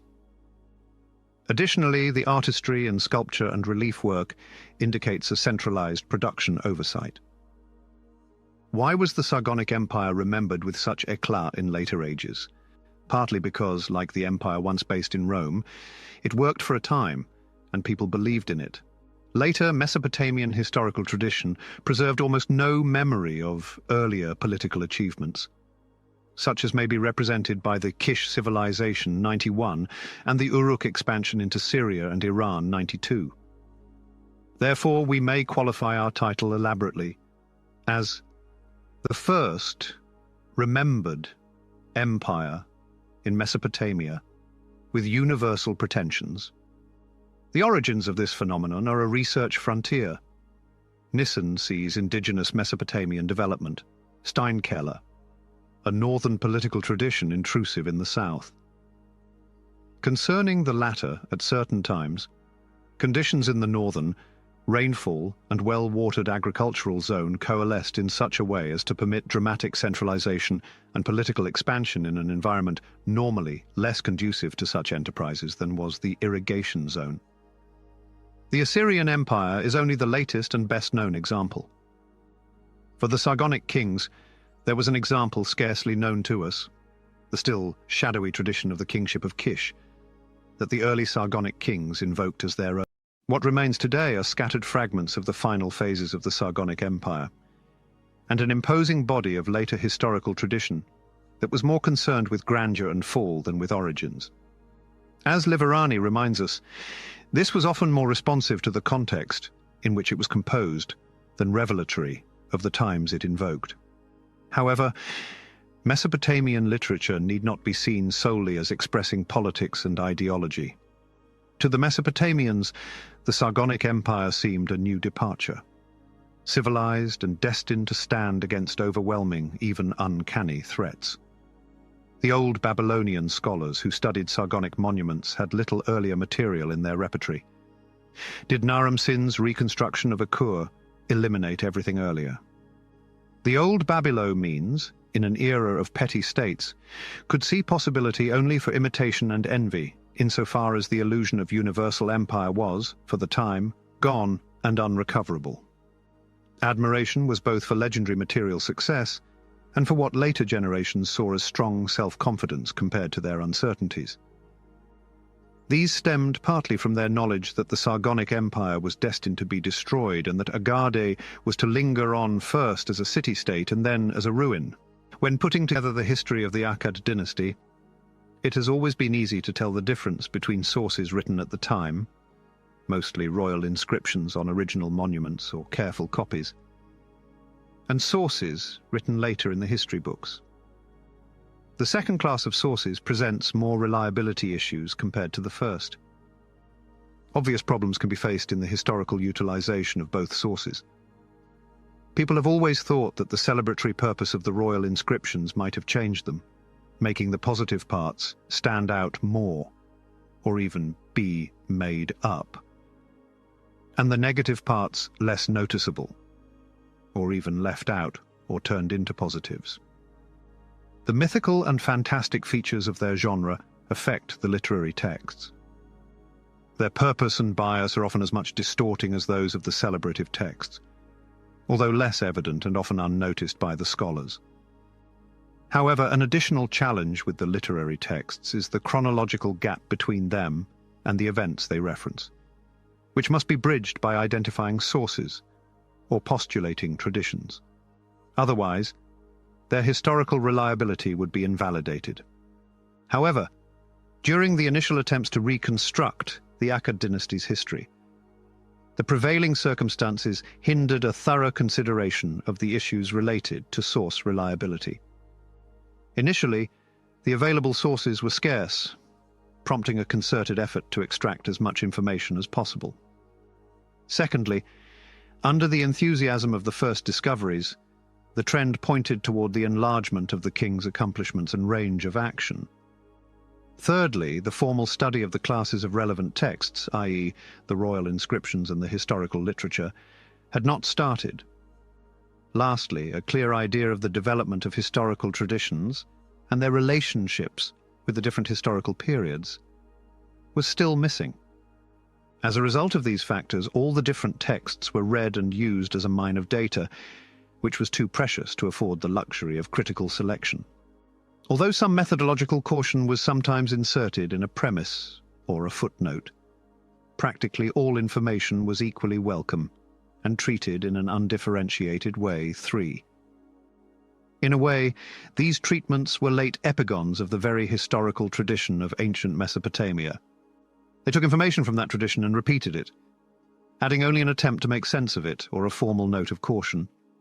A turning point toward a critical attitude took place in the 30s, especially with the important work of H.G. Gilterbock, the first scholar who comprehensively faced the problem of Babylonian historical literature.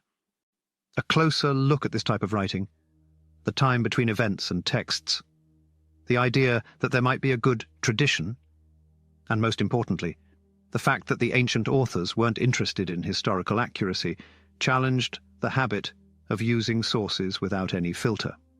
Such a critical approach was nothing more and nothing else than the application to the ancient Mesopotamian texts of the rules of source criticism, which were largely applied, mainly in Germany, in the field of ancient, i.e., classical, historiography. We set aside the most significant issue, the pursuit of history for the sake of history, as it is irrelevant in this context. We prefer to focus solely on the unique issues surrounding the Akkad king's historical traditions. It's important to acknowledge that Gilterbock's perspectives and those of other scholars in subsequent decades appear to be significantly constrained by two primary principles concerning the historical accuracy of the literary texts. The first principle held that accepting information from a literary text required confirmation from another source. Gilterbock faced the accusation of hypercriticism for loosely applying this principle. For instance, since we know from another source that Sargon was active in the West, the information about his expedition against Purush-Handa is confirmed, although central Anatolia seems too far away.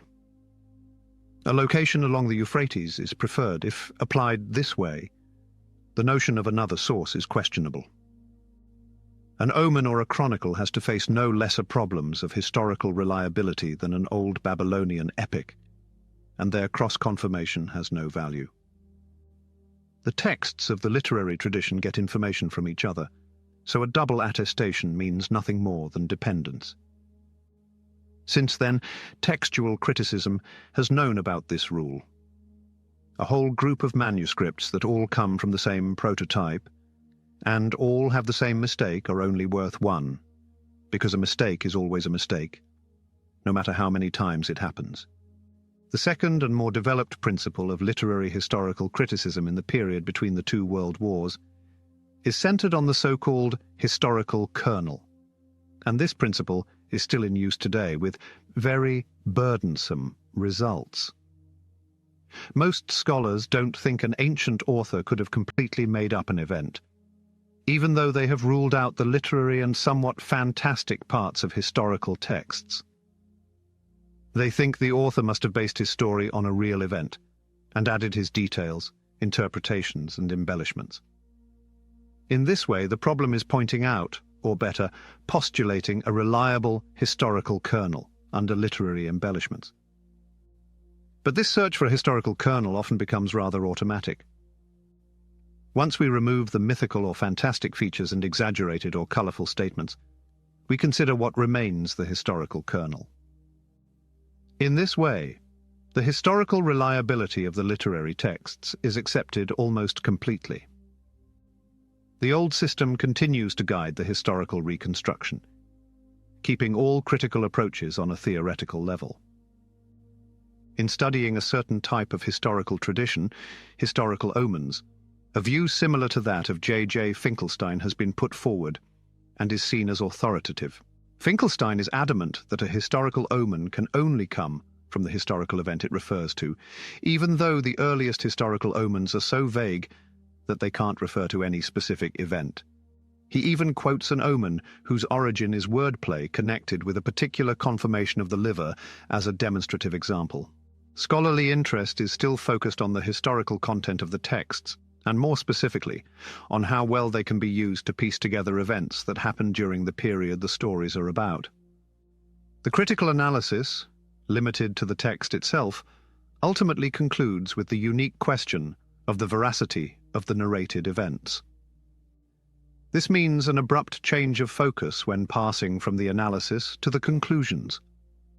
The analysis deals with the text, its author, its aims, its culture. The conclusions deal with the narrated events, their period, their personages, their politics. Recently, an expression that in the humanistic field with long persistent paradigms encompasses 20 years or more, new interests and more advanced positions are to be noticed, mostly by the participants in our conference. These positions are about to form a new paradigm that must be more precisely defined. The courses toward a new methodology in reading the historiographical texts are quite varied. Pointing out some general features, I will assume the responsibility and the risk of a drastic simplification. The first difference between recent and past studies is remarkably improved knowledge of the historical context, both on archaeological and textual grounds. For instance, when considering the possible presence of Sargon in Anatolia, we cannot leave aside the archaeological data on the Mesopotamian penetration in that area, a penetration with a very long development that seems to have experienced its lowest level just in the phase of early Bronze II. Or else, when studying the presumed destruction of the Ekur by Naram-Sin, we cannot disregard the results of the recent re-examinations of the old excavations in Nippur. Sargon and Naram-Sin's relationship with Ebia, whose exact location was unknown 30 years ago, provides the most obvious example. The knowledge improvement also refers to the periods that followed the Akkad dynasty and generated the historical tradition. The time location of the various readings of the Akkad dynasty provided by the epics can now be based on a full set of contextual data. Also, the amount and quality of the relevant data available in the different periods can now be reasonably traced. Now the conditions are sufficient to write a reliable history of the historiographical traditions, an enterprise still impossible in Glitterbox time. A second point, largely dependent upon the first one, is very important.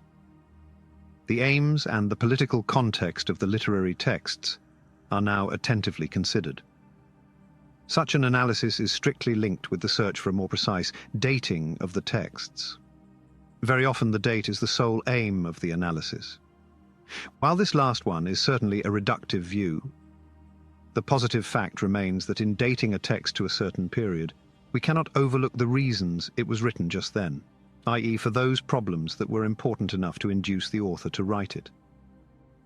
The attention paid to the author's aims brings about a reconsideration of the relationship between the text and the narrated event.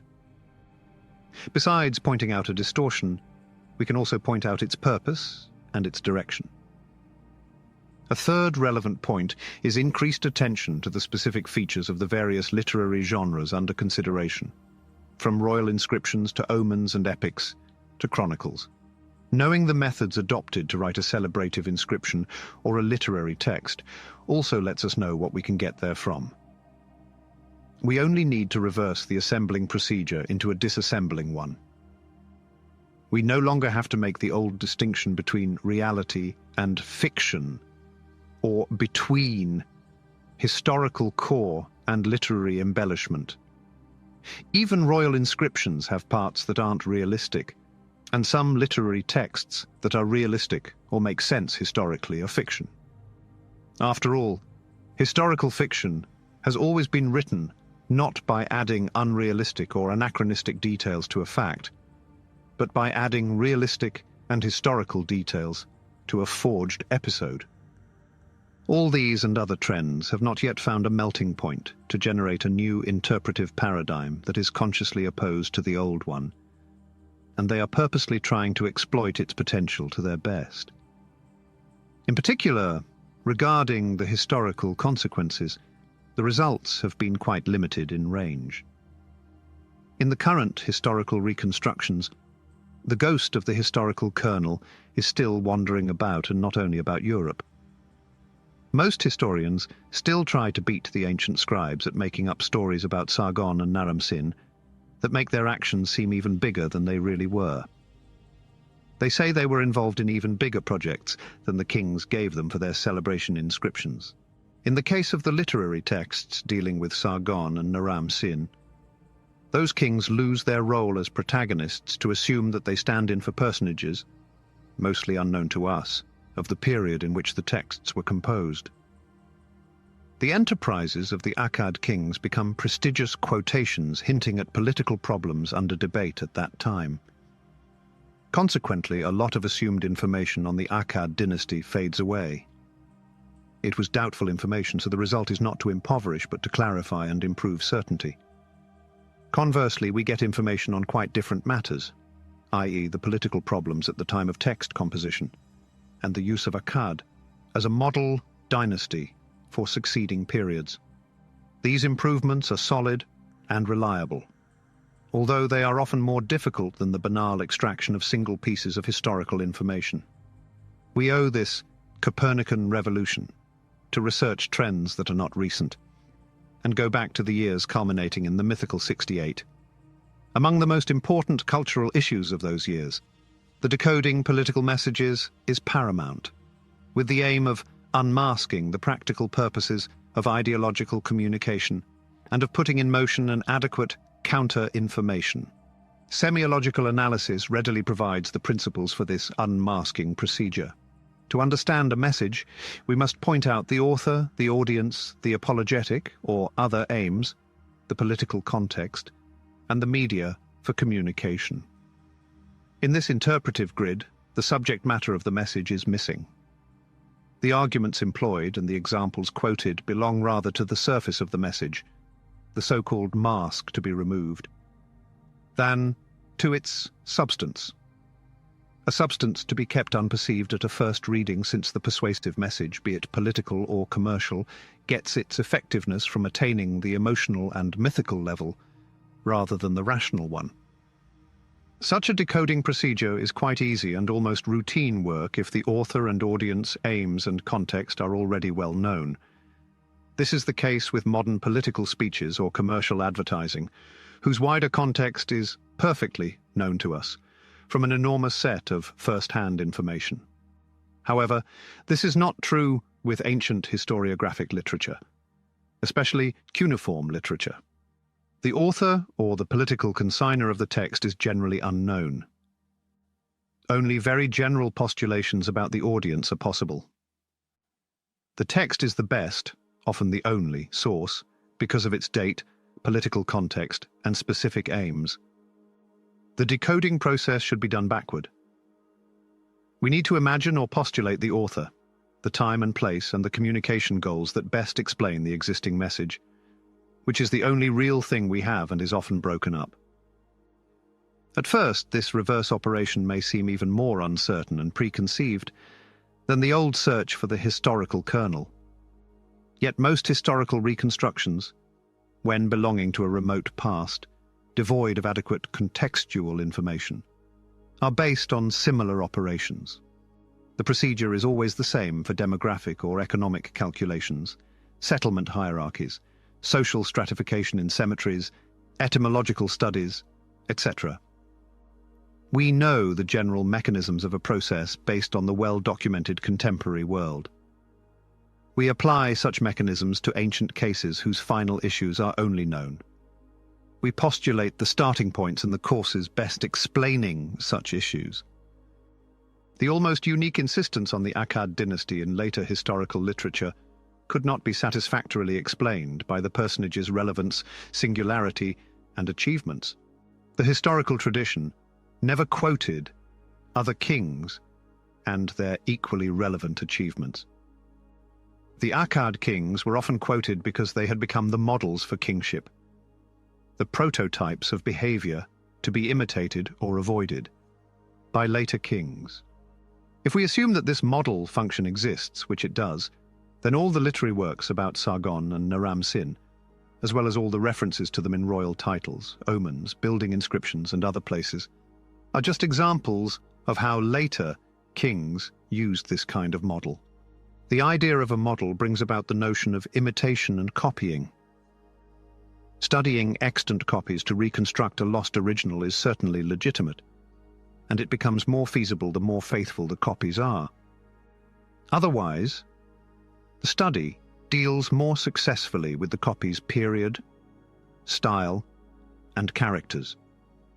This is all the more true in case we are not dealing with true copies, but with imitations or illusions, both in subject matter and style. Therefore, we use the old Babylonian copies to reconstruct the lost original monuments of the Akkadian age. We can even get from the cruciform monument of Manishtusu, a Pia Fraus of late Babylonian age, a clear idea of the original monument, which was used as a model. Still, we can only use the fake historical epics to figure out how old they are and to understand the Akkadian quotations, if we already know about the original monuments that were quoted. Analyzing how the Akkad king's model role and achievements came into being can further clarify our procedure. Here are a few hints that, if fully developed, could take us a long way. As for quality and amount, the celebrative apparatus of the Akkad kings was incomparable with other prior and later cases. It materialized into monuments that remained visible for centuries, especially in the Ekkor and other temples throughout the country. These monuments did what they were meant to do: show respect for the achievements they honored and challenge future rulers to follow their lead. When the audience of posterity replaced the audience of contemporaries, they imitated the monuments more than the enterprises themselves. The iconic component gave birth to Akkadianizing trends in Babylonian art. The textual component was disseminated in three ways: using more or less accurate copies, imitations, i.e., later royal inscriptions, and possibly using popular interpretations and etiologies. Everything found its way into literary compositions, the so-called epics, of old Babylonian date, which became part of the scribal tradition and more specific products, especially connected to the interpretation of omens. In summary, the Akkadian kings became models for royal behavior, because they left monuments that succeeded in producing such a result. And these monuments remained at the disposal of the country's political and cultural elite for centuries. Later, the monuments disappeared during the sacks at the end of the Kassite period, but the model was strongly established and survived the monuments by then. In this second stage, the knowledge of the Akkadian models was mediated by the Old Babylonian epics. Direct access to the original monuments is no longer available. However, it received fresh contributions from direct sources, Akkadian inscriptions discovered during building activities, or indirect channels, historical omens. Suppose this brief sketch of the history of the Akkadian tradition is correct. We cannot relate the literary texts and historical events in that case. This relation would imply that the old Babylonian scribes had at their disposal some additional information. The old Babylonian scribes had only a corpus of monuments displayed in the country's massive temples.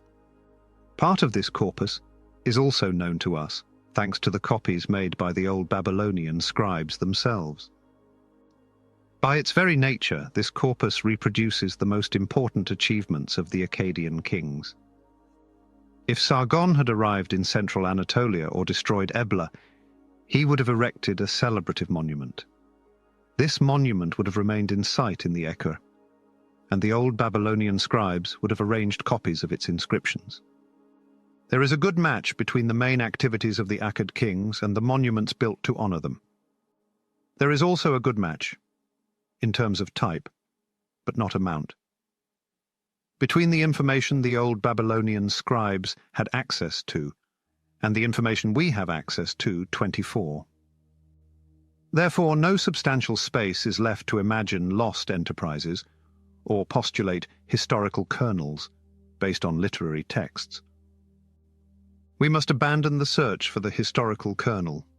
If the old Babylonian scribes knew more or less what we know about the Akkad kings and had access to the same celebrative monuments, what was passed down from the original writings to the literary works is a set of phrases, a general story of victories and conquests, the clear directions of an empire's growth, and a few specific events. However, a specific episode is entered into a literary text only if it fits with the purpose and context of the text. Along with the monuments meant to celebrate, another data set was also being created. This set of data was critical and not meant to be celebrated. It came from the reactions in the environment of the old city-states, not from what the Akkadian kings said.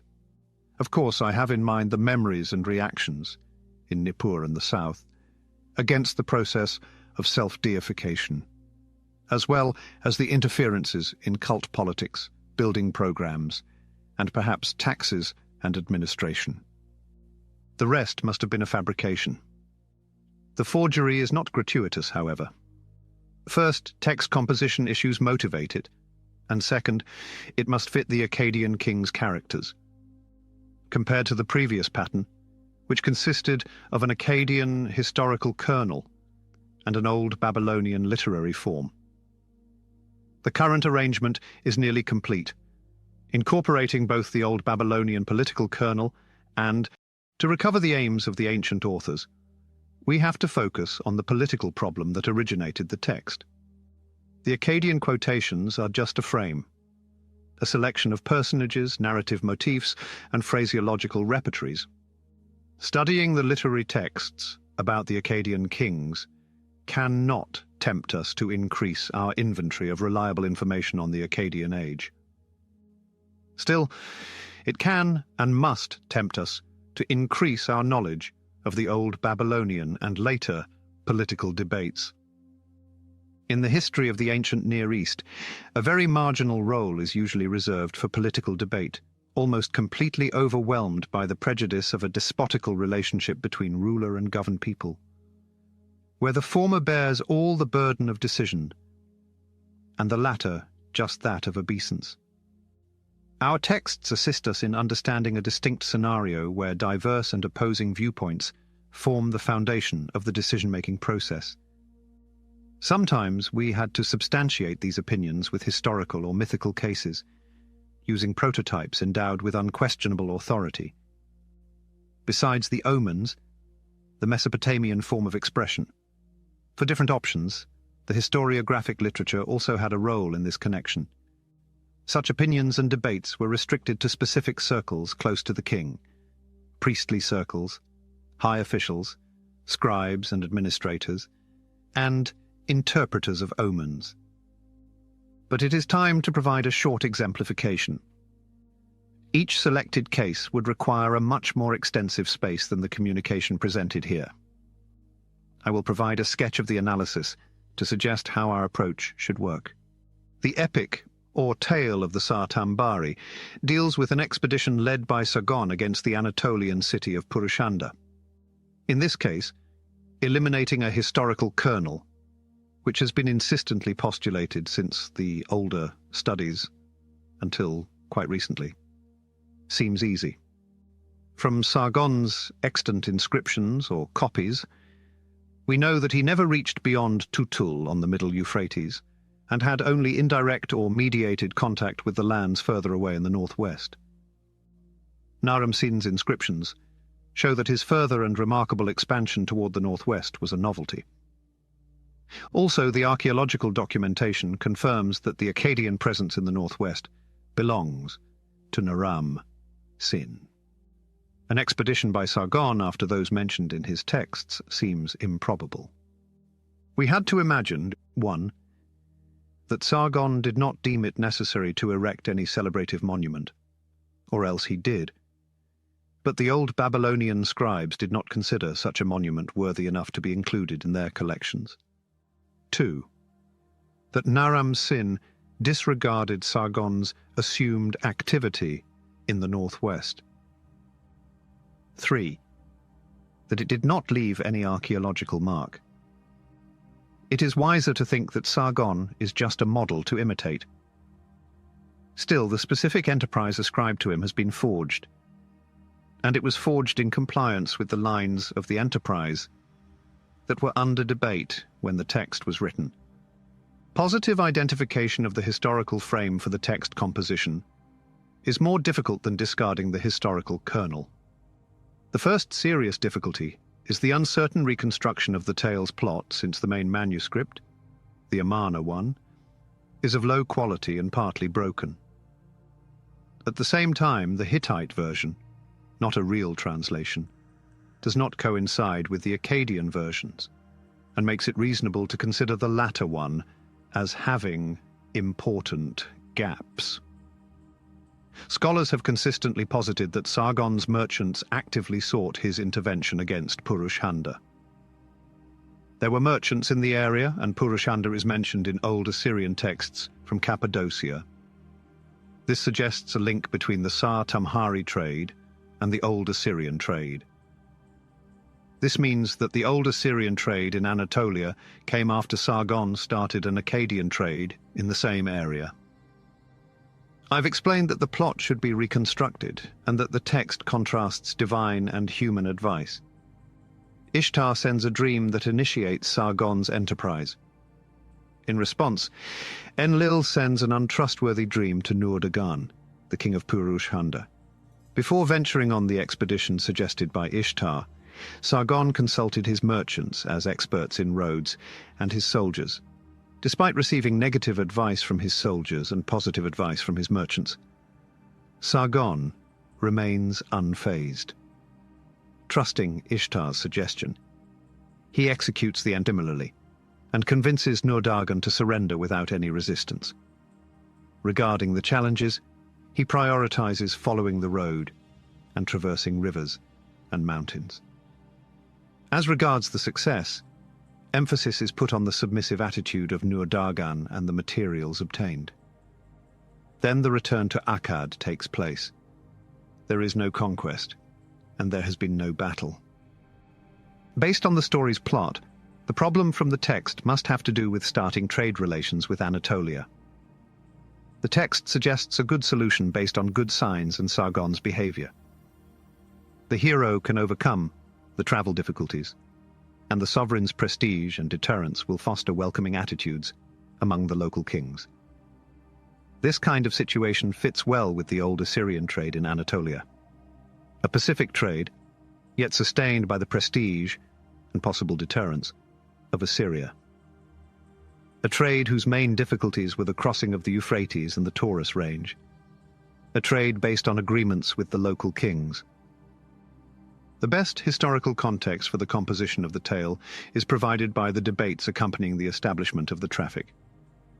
Not their first establishment, possibly a progressive process, not a politically planned one, but more probably their resumption in the time of Shamshi-Adad, after their interruption under Naram-Sin.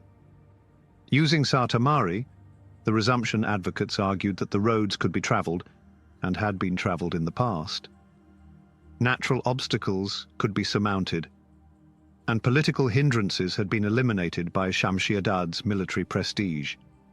He was the model hero of Sargon H. Perhaps the fact that Naram-Sin, of Assyria, Eshnunna, had been responsible for the interruption of trade may explain why Sargon was chosen as a model hero instead of Naram-Sin, of Akkad, although the latter was the one who notoriously ventured beyond the Euphrates. Moreover, Shamshi-Adad's seal impressions have been found in Achem-Hiyuk, the best candidate for localization of Purushanda, so the choice of this city, instead, e.g. Kanish, could have been motivated by some specific relationships.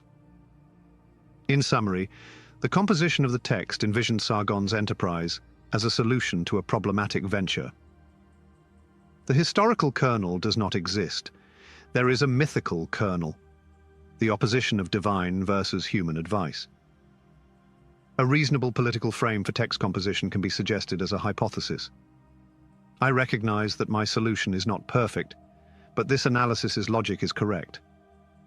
The Curse of Akkad. This is the most demanding text. The events it narrates are of paramount historical relevance, and their acceptance or discarding results in quite different reconstructions of the rise and fall of Akkad. This is also the text upon which the most varied opinions have been expressed. Some scholars stress the evident disagreement with what we know about the activities of the Akkad kings in the Ekur. In contrast, other scholars believe we are dealing with a trustworthy, contemporary text with the events it narrates.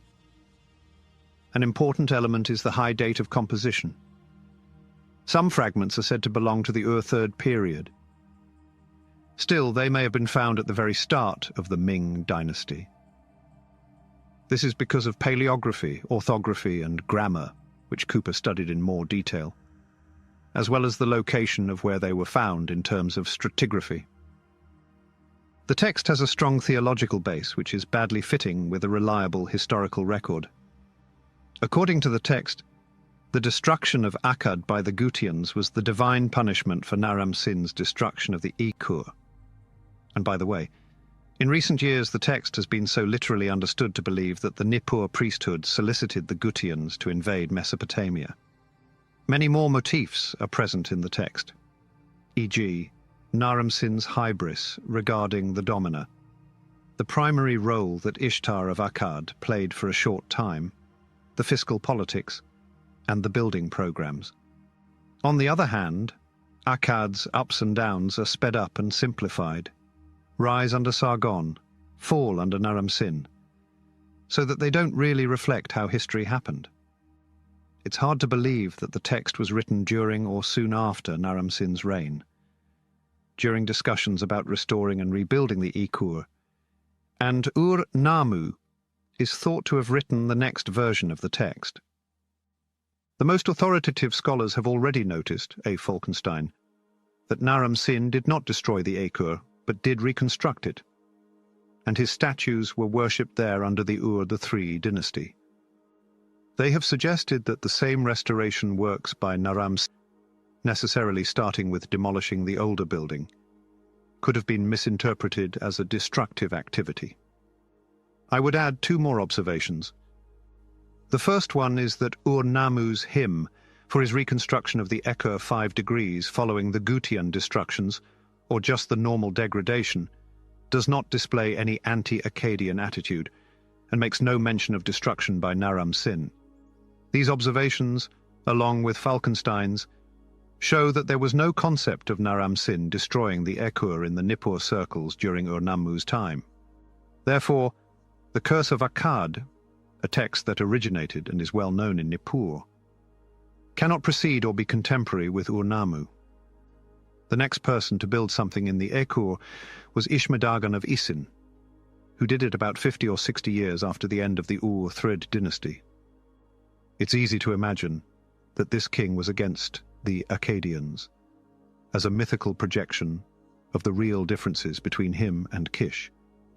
And this happened at the same time as a notable revival of Sumerian literary activity, with clear political undertones and backgrounds. The second observation pertains to the precise nature of Naram Sin's destruction, as recounted by the author of The Curse of Akkad. The author will give his audience the impression that Naram Sin destroyed the Ekur 53. Yet, at the level of the punctual statements, we are especially informed about economic, fiscal, commercial facts. Also, some architectural damages are mentioned, but these have been quite precise and peculiar. It was difficult to describe the real destruction of the Ekur and Nippur, which notoriously had never taken place, to the audience of Nippur itself. The most specific details point to events that happened when the text was written. On the one hand, Nippur was given back some old rights and contributions that had been taken away. On the other, there were technical issues with a plan to restore the Ekur. I would suggest that the works executed by Naram Sin and Shakalishari had modified the traditional aspect of the Ekur as a dark and inaccessible shrine, providing the seller with a wider accessibility. The people saw the bedchambers room, which knows no daylight. Akkad saw the holy vessels of the gods. The question of whether the cult cellar must be in the dark and hidden from the public or open and accessible is central to the cult concept. Perhaps the second alternative was a specifically Akkadian conception. The line specifically mentions the name Akkadians. Naram Sin's work to rebuild the city probably gave the Ekur some Akkadianizing traits, such as how they practiced religion, built and even paid taxes to the central government.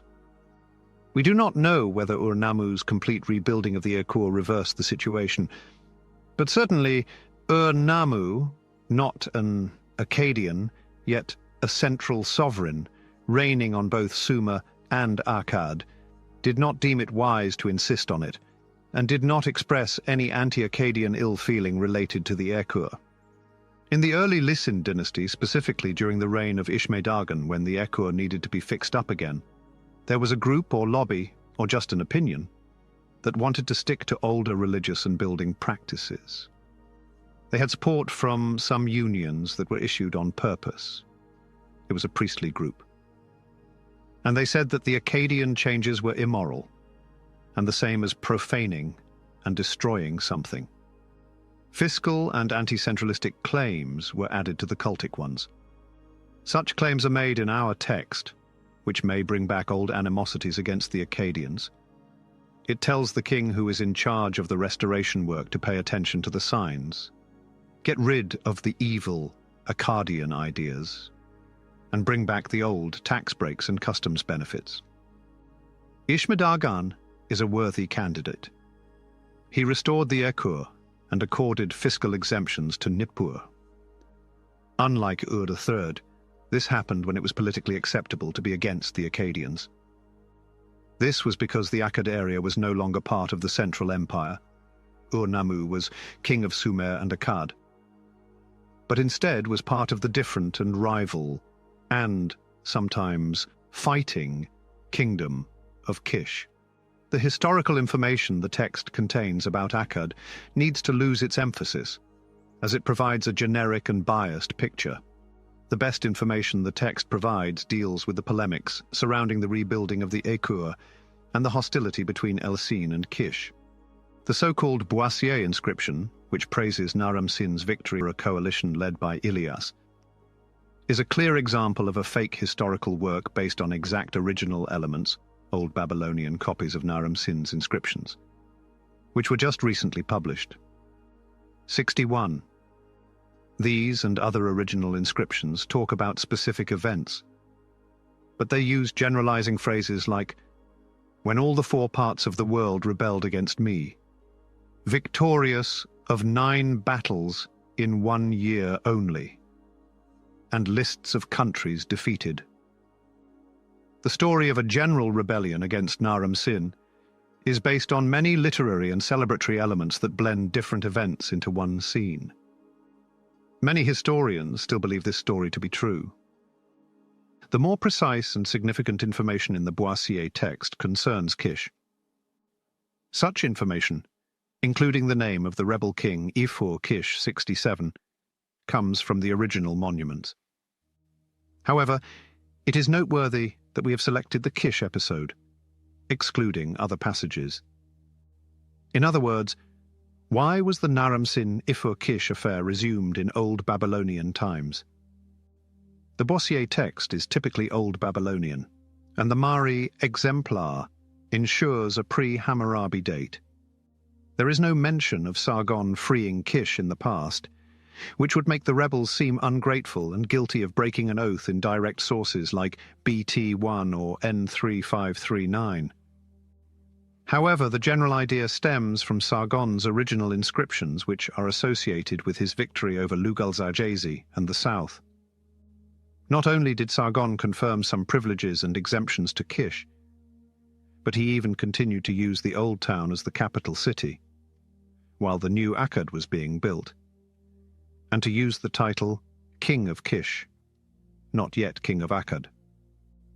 This state of things changed under Naram-Sin, and the counterposition Kish versus Akkad reached the level of armed contrasts, as already pointed out by Jacobson, and eventually proved by the BT-1 text. These are the model events and related documentary materials. Celebrative inscriptions such as BT-1, used almost literally, other original monuments, and the generalizing topoi. Now, where does one locate the actualization? Which event provides the best-fitting historical context for composing the Old Babylonian text? An appropriate turn of time can be easily found. The rise of the Babylon dynasty was characterized by fights against Kish, since the proximity of the two kingdoms made it necessary for the new center to enlarge its space to the detriment of the old one. This marked the beginning of the equivalency between Akkad and Babylon, ultimately leading to an unparalleled period of success. The Babylonian kings employed the Akkadian model of action against Kish, endowed with important responsibilities due to Kish's millenary political role and prestige. I'm even tempted to proceed beyond by more precisely identifying a Sumu album Shach Sargon who gets a first victory but leaves Kish free, and a Sumu La Ev Naram-Sin who profits from a rebellion to annex the rival kingdom definitively. We should date our text to the reign of Sumu Lael 72 as it justifies the annexation and recalls the previous victory and liberation. One last thing to note is that during that time, the Akkadian model was used not only by Babylon, but also by Kish itself, as shown by Ashduni Karim inscription 73, which uses the rude phrase, "when all the four parts of the world rebelled against me," to talk about a military event that seems to have been pretty small. No one will call it a general rebellion, like they do with Naram-Sin. The legend of Naram-Sin has only been taken seriously as a historical account within a certain theory about the origins and migrations of the Indo-Germanic people.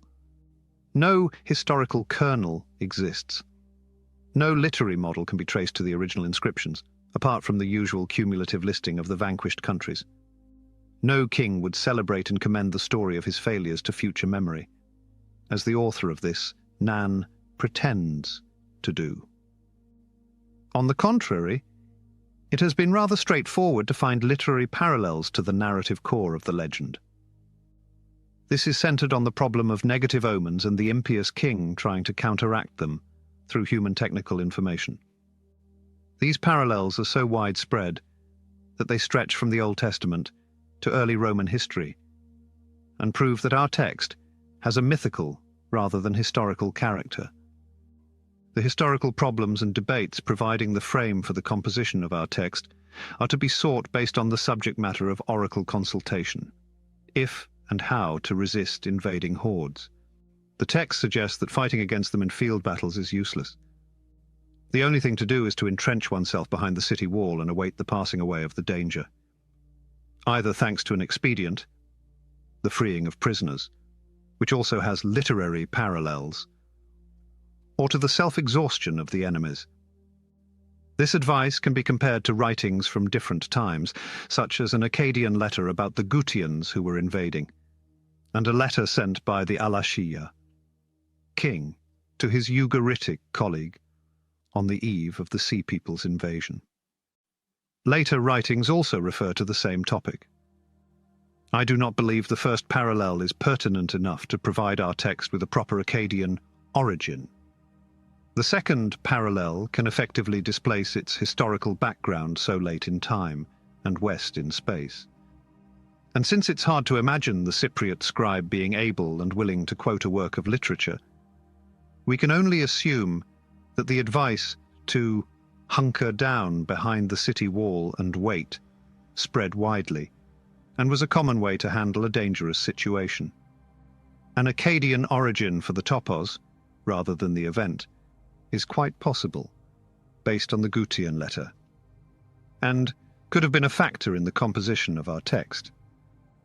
Assuming it is probable that the extant opinions won the debates, we should deduce that the historical frame of our text was an invasion neither faced in battle nor won by the central king. Otherwise, the text would have been at least modified and provided with a different ending to safeguard the reliability of the omens. Taking for granted that in the old Babylonian period, the equivalence Akkad equals Babylon was normally accepted, the situation faced by Naram Sin can be paralleled by that faced by the last kings of the Hammurabi dynasty, under the pressure of the Kassite tribes. We could propose a date from Samsuditana's time, but it would be more symbolic than demonstrable. Yet the mention of Shubat Enlil as the invaders' starting or resting point creates a problem. This city's role and very name are limited to Shamshi-Adad's reign, if this matter is to be considered. The only possible scenery is Hammurabi's Babylon, which was pressured by a coalition stretching from Upper Mesopotamia and Assyria to Eshnunna and Elam. In this case, the text would preserve losing advice, because Hammurabi defeated his enemies, perhaps as disdainful of the negative omens as Naram Sin, but certainly much more successful. Lastly, there is also the possibility of a mixed solution due to inconsistencies between the text's narrative core and its wisdom frame. Possibly the original text belonged to Hammurabi Shamshi-Adad's times, was centered on the omens problem, and arose in the context of the wide-range wars taking place in Mesopotamia, with the participation of troops coming from or recruited in the Zagros. The text could have been eventually reworked at the end of the Babylonian dynasty, or the beginning of the Kassite one, with an emphasis on the topic invasion of mountaineers, and with the addition of a wisdom-like finale in line with the pessimistic and anti-heroic trends of that age. This text has produced the most divergent hypotheses in the past, from Sargon of Akkad, through Sargon I of Assyria and Shamshi-Adad down to Sargon. On the one hand, it is clear that the author had in mind Sargon of Akkad. On the other hand, the text does not belong to the old Babylonian tradition, and is only known from one Neo-Assyrian tablet from Ashur and one Neo-Babylonian tablet. In the attempt to date the text, the toponyms have been considered, but these are varied for origin and time. Some toponyms certainly fit into the old Akkadian period, echoing lists of coalitions or vanquished countries. Other toponyms belong to the old Babylonian scenery and would be anachronistic in the 3rd millennium. Lastly, assigning other names and geographical patterns earlier than the late Neo-Assyrian times, e.g. texts of Sargon II, is impossible. In similar conditions, as archaeologists know very well, the date is provided by the most recent fossils. The text in its extant form cannot be dated earlier than the end of the 8th century. A Neo-Assyrian scribe willing to provide his world map with Akkadian colouring had at his disposal the old Babylonian literary texts about Sargon and Naram Sin, in their turn incorporating Akkadian toponyms. In the 8th-7th centuries, the original Akkadian monuments had disappeared long ago. Also, the school collections of their inscriptions were no longer copied and kept in the libraries. People who say that our text, which is Neo-Assyrian in its current form, comes from a lost Akkadian original, those who believe it is reliable, should provide proof, since it is hard to imagine how the Neo-Assyrian scribes could have had access to such a lost original. In the case of stratified materials, the diversity in paradigms is evident. According to the older procedure, which concentrated on the historical kernel, the text, given its description of the Akkad Empire, should trace its origins back to the Akkadian period, excluding any subsequent additions or modifications. The new procedure focuses on the text, which belongs to its age regardless of its author's sources. An evaluation of the text, which is the same, gives rise to quite diverse historical evaluations of the two paradigms. While most of the attention has been paid to the toponyms, strangely enough, no attention has been paid to the most characteristic motif of the text, namely the idea of providing the length, in Baru, of the various countries, ascribing to the great Sargon the project of measuring the entire world, a project of which our text pretends to be the final result. Now, lengths in Baru are occasionally attested in the Neo-Assyrian royal inscriptions of any period, but always for short distances or in stereotyped idioms. Suddenly, under Esarhaddon and Ashurbanipal, systematic and detailed measurements in Baru are recorded in connection with expeditions in faraway lands. Esarhaddon's expedition to Bazu, Esarhaddon's expedition to Egypt, and Ashurbanipal's campaign against the Arabs southeast of Damascus. Clearly, under those two kings, military expeditions in faraway lands were used to take measurements of the roads travelled and, consequently, of the lands crossed, roads and lands located outside the long-known territory of Mesopotamia. Unlike older, mostly 9th century itineraries which listed the daily stages, the new measurements were made in Baru. This was likely because the roads being measured went through uninhabited areas, so there were no fixed stages to list. That was only a late Assyrian program and way of measuring, but an Akkadian model, based on a reliable old tradition, can't be ruled out.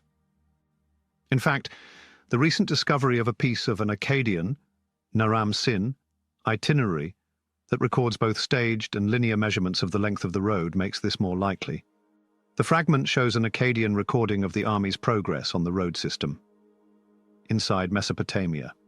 It is a useful forerunner of the 9th century Assyrian itineraries, probably through Old Assyrian, Old Babylonian mediation. We cannot date the fragment back to Old Akkadian times, when the project of measuring the entire world was underway. We must credit Esarhaddon with this project and Ashurbanipal for its completion or interruption. Back to the reign of one of them, I would prefer Esarhaddon. We should date a text celebrating the realization of the project and attributing it to the prototype king Sargon of Akkad. As our text is quite literary, highly stereotyped, and non-homogeneous, the main difficulty is judging how far it reflects the measurements the army had carried during its progress through unexplored lands. My impression of this point is rather negative. Perhaps a scribe, who knew the project in general terms but not yet its practical results, tried to complete quickly on paper an idea whose technical realization proved long, difficult, expensive, even endless and impossible. It is impossible to add that such a text cannot represent a source, not even an indirect source, as for the achievements of Sargon of Akkad and his range of action in distant lands. The old Akkadian state's distinctive status in ancient and contemporary historiography presents a specific challenge for historians. The old Akkadian state is our analyses of extant ancient artifacts. The gravity of the narratives concerning Sri Primos Impero Universale is particularly significant, as Akkad and its destiny hold a unique position in Mesopotamian culture and beliefs. The extensive literature on the Sargonic dynasty, both ancient and contemporary, complicates the task of transcending traditional perspectives to analyze the existing data free from preconceived notions. While the representation of these issues in the historical consciousness of Sumer, Babylonia, Assyria, and Hattushash evolved, contemporary analysts frequently homogenize them on a synchronic level to create a cohesive depiction of a historical era. Current perspectives on history, language, politics, and ethnicity, alongside Sargonic propaganda texts and subsequent legends, retrofitted with historical elements, have all contributed to this portrayal. Consequently, it is frequently challenging to distinguish among the various interpretations that have accumulated over the years. The weight of this amalgamated tradition is so onerous that it has prompted one scholar to assert, with some exaggeration, it might thus be said that the Akkadians regarded Sargon and his successors as a sort of messiah. Numerous textbooks have enshrined the rhetoric of ancient propaganda, as their authors perceive history merely as a rephrasing of ancient chronicles and inscriptions.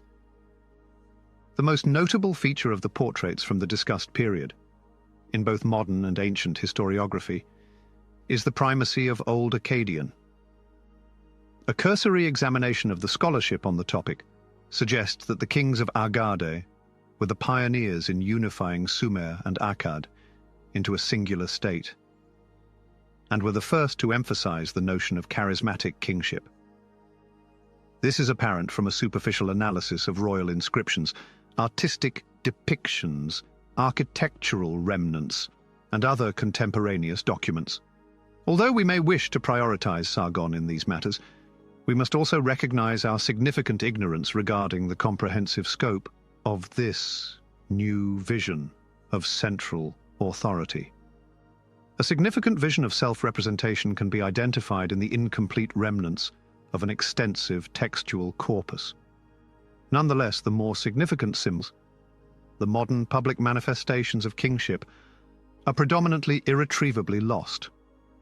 Public events, such as royal excursions throughout the kingdom, have been documented as administrative records. The aspects of kingship celebration in rituals, public displays of worship and loyalty, and victory celebrations, performances intended for a diverse, uneducated audience, speaking various languages and dialects, potentially linked to distinct cultural traditions, remain speculative. Without direct evidence, one can attempt to construct a comprehensive understanding using alternative information, as exemplified by the propaganda rituals of the late Roman Empire, which must be examined not solely through Roman records, but also the survival of rituals and traditions in adjacent and successor states. Likewise, we can occasionally identify the impact of Akkadian ideology in different eras and locations. The concepts of charismatic kingship and the notion of empire, or more modestly, the political control of a vast region previously governed by disparate city-states, are universally attributed to the rulers of Agade. This is improbable. This discussion pertains to a minor region, while other advanced state formations existed in adjacent areas and across the globe, whose cultural, political, or military achievements may have been analogous. The absence of written records and the methodology of past archaeological practices have resulted in an inadequate understanding of historical development in these regions. Consequently, we primarily concentrate on Mesopotamia and its surroundings, inevitably leading to a biased viewpoint. We proceed with careful consideration, not to advance any specific agenda, but to highlight particular issues. Focusing on Mesopotamia necessitates an examination of the distinctions between the achievements of the Sargonic kings and those of their Sumerian, Babylonian, and Syrian predecessors, as we gain further insights into the region's early political history. However, the characteristics of our written sources make it challenging to overlook the history of adjacent regions. Elam, the Persian Gulf, northern Mesopotamia, and Syria, as well as areas as distant as Anatolia in connection with the Akkadian state. It has occasionally appeared rational to attribute specific instances of secondary state formation in those areas to the direct and indirect influence of the Akkadian monarchs. I do not uncritically endorse the center-periphery concepts that gained prominence in the 70s and 80s. Numerous scholars have contended in recent years that this paradigm, which emphasizes central cultural nodes and their predominant impact on peripheral societies, can be theoretically constraining and illuminating. The concept of periphery serves as a valuable relational political term. However, caution is warranted to avoid exaggerating the extent of influence and control exerted by the so-called centers. The relationships in Western Asia were highly fluid, and the intermittently established contact networks generally endured for only a few generations. Let us examine the relationships between Akkad and its periphery, to employ that metaphor for pragmatic objectives. In that instance, presenting a summary of traditional concepts regarding the issue is comparatively straightforward. Upon deconstructing these concepts, they seem less apparent than initially perceived. As previously noted, the primacy of Akkad's influence is contentious, contingent upon the configuration of its extensions. We recognize that the enduring dominance of city-state entities thwarted prior efforts to consolidate Sumer under a singular authority. It is impossible to elaborate further, as the documentation is excessively fragmented and the specifics lack informative value.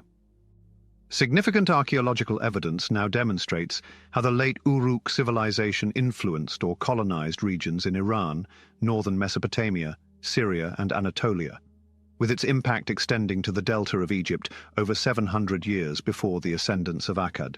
Evidence from sites such as Godin Tepe, Habuba Kabira, and Haman el-Turkman indicates that the era of heightened Sumerian presence and influence persisted for approximately 200 years, akin to that of the Akkadian dynasty. The Uruk and Akkad periods have been analyzed and differentiated for multiple objectives. The primary emphasis has been on the significant distinction in establishing the two governmental types. The independent city-states of antiquity exhibited numerous cultural similarities, whereas the Akkadian kings were perceived as possessing markedly different cultural characteristics from the Sumerian rulers due to their robust centralized authority.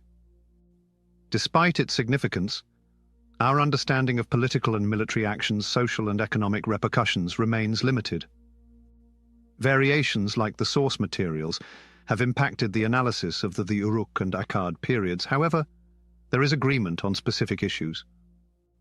As a preliminary reference, it is pertinent to cite an enlightening quotation from a recent study conducted by Guillermo Algaze.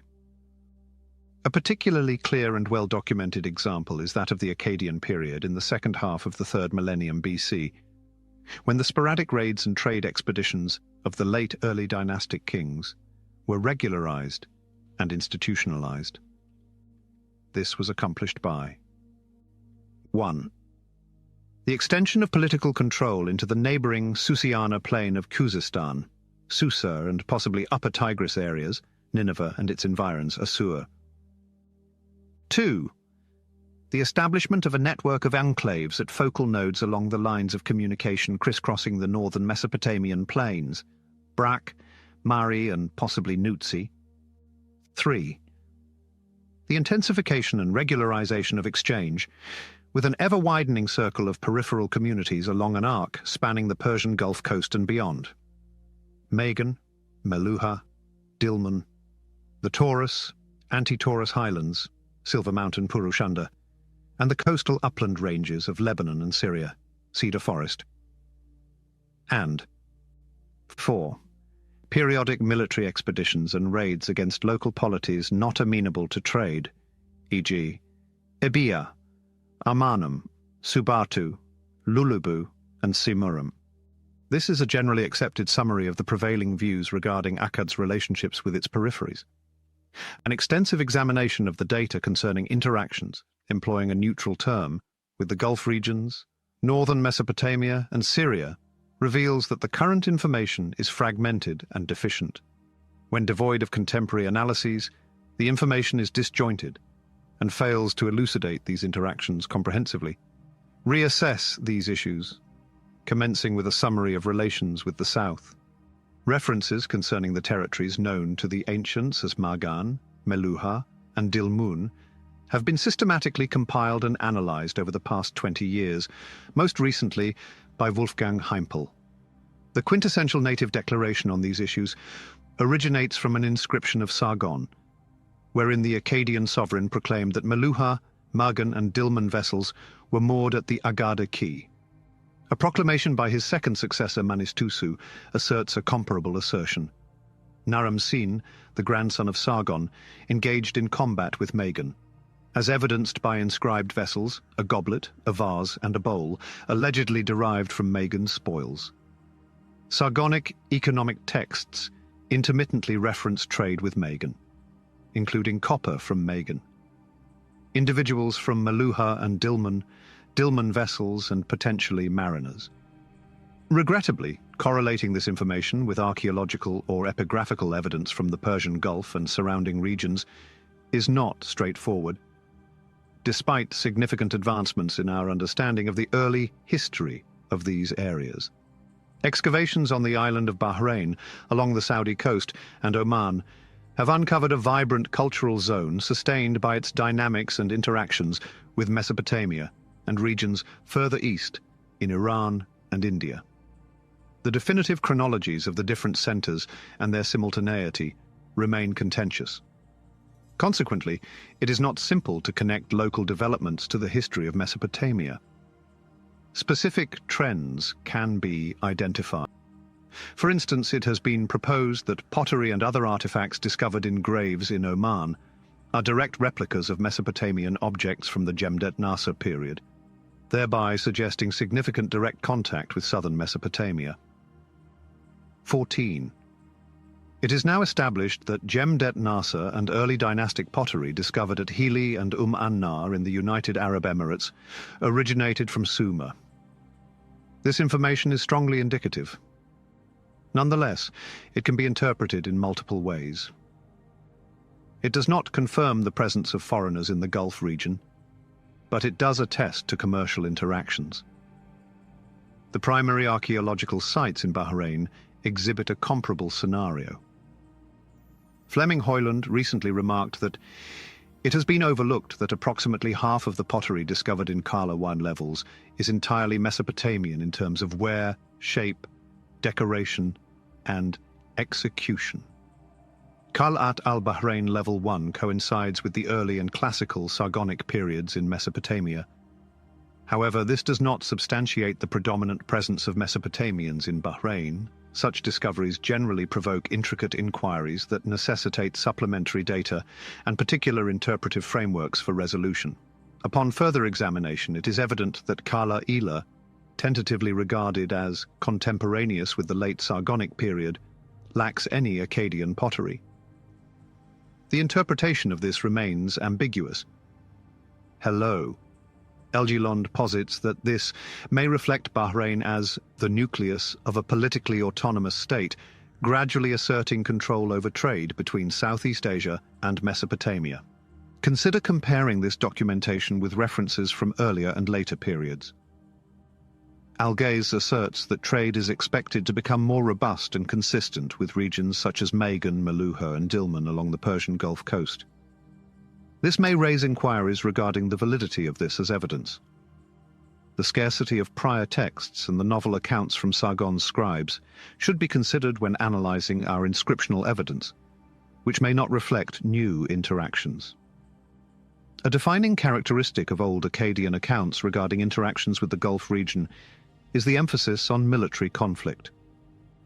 This region was subjected to multiple raids by Sargon, Raimush, and Manishtusu, as documented in their monumental inscriptions.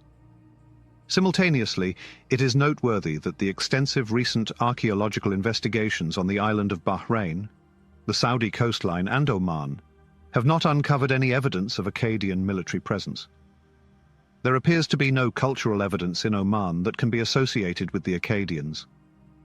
As Daniel Potts noted regarding the excavations at Tel Abrak, distinguishing between Mesopotamian periods that align with old Akkadian and post-Akkadian contexts is unfeasible. Simultaneous events were occurring, rendering it challenging, if not unfeasible, to correlate developments across various regions of Western Asia. Clusiu and Tosi have noted a temporal correlation between the conclusion of the Akkad period and significant political transformations in Iran. By 2200 BC, Shari Sokhtar and Mundigak had diminished to small villages, whereas Shahdad in the Kerman region had begun to expand. No evidence currently exists to connect Mesopotamian aggression with the decline of Middle Asia. However, the region probably underwent substantial political and cultural transformations between 2300 and 2100 BC. In the same essay, they observe that a significant cultural transformation of the era was the increased interaction with the Indian subcontinent and its maritime traders. The archaeological record does not indicate any presence or influence of the Akkadian people. Moreover, without the insights provided by the Sargonic propaganda texts, we would not have surmised the existence of extensive military confrontations, or the presence of forces from the northern mainland in the region. Akkadian times may have significantly disrupted indigenous cultures, although this remains undocumented. Assessing the degree of Akkadian infiltration into Iran is nearly impossible. The most prominent evidence of enduring Sargonic presence originates from Susa, which had maintained prolonged contact with Mesopotamia. The occupiers generated the old Akkadian tablets, retrieved from that city. The personal names in these texts are Akkadian. They pertained to the foreign administration or to locals who altered their names to appease outsiders. Aside from the Susa material, we possess limited authority over the information regarding Iran that the Akkad kings conveyed in their inscriptions. The situation in Syria and northern Mesopotamia is particularly problematic, as it is challenging to derive definitive conclusions from the epigraphic and archaeological evidence of Akkadian presence. I will focus on the written documentation, as I feel more confident in this area.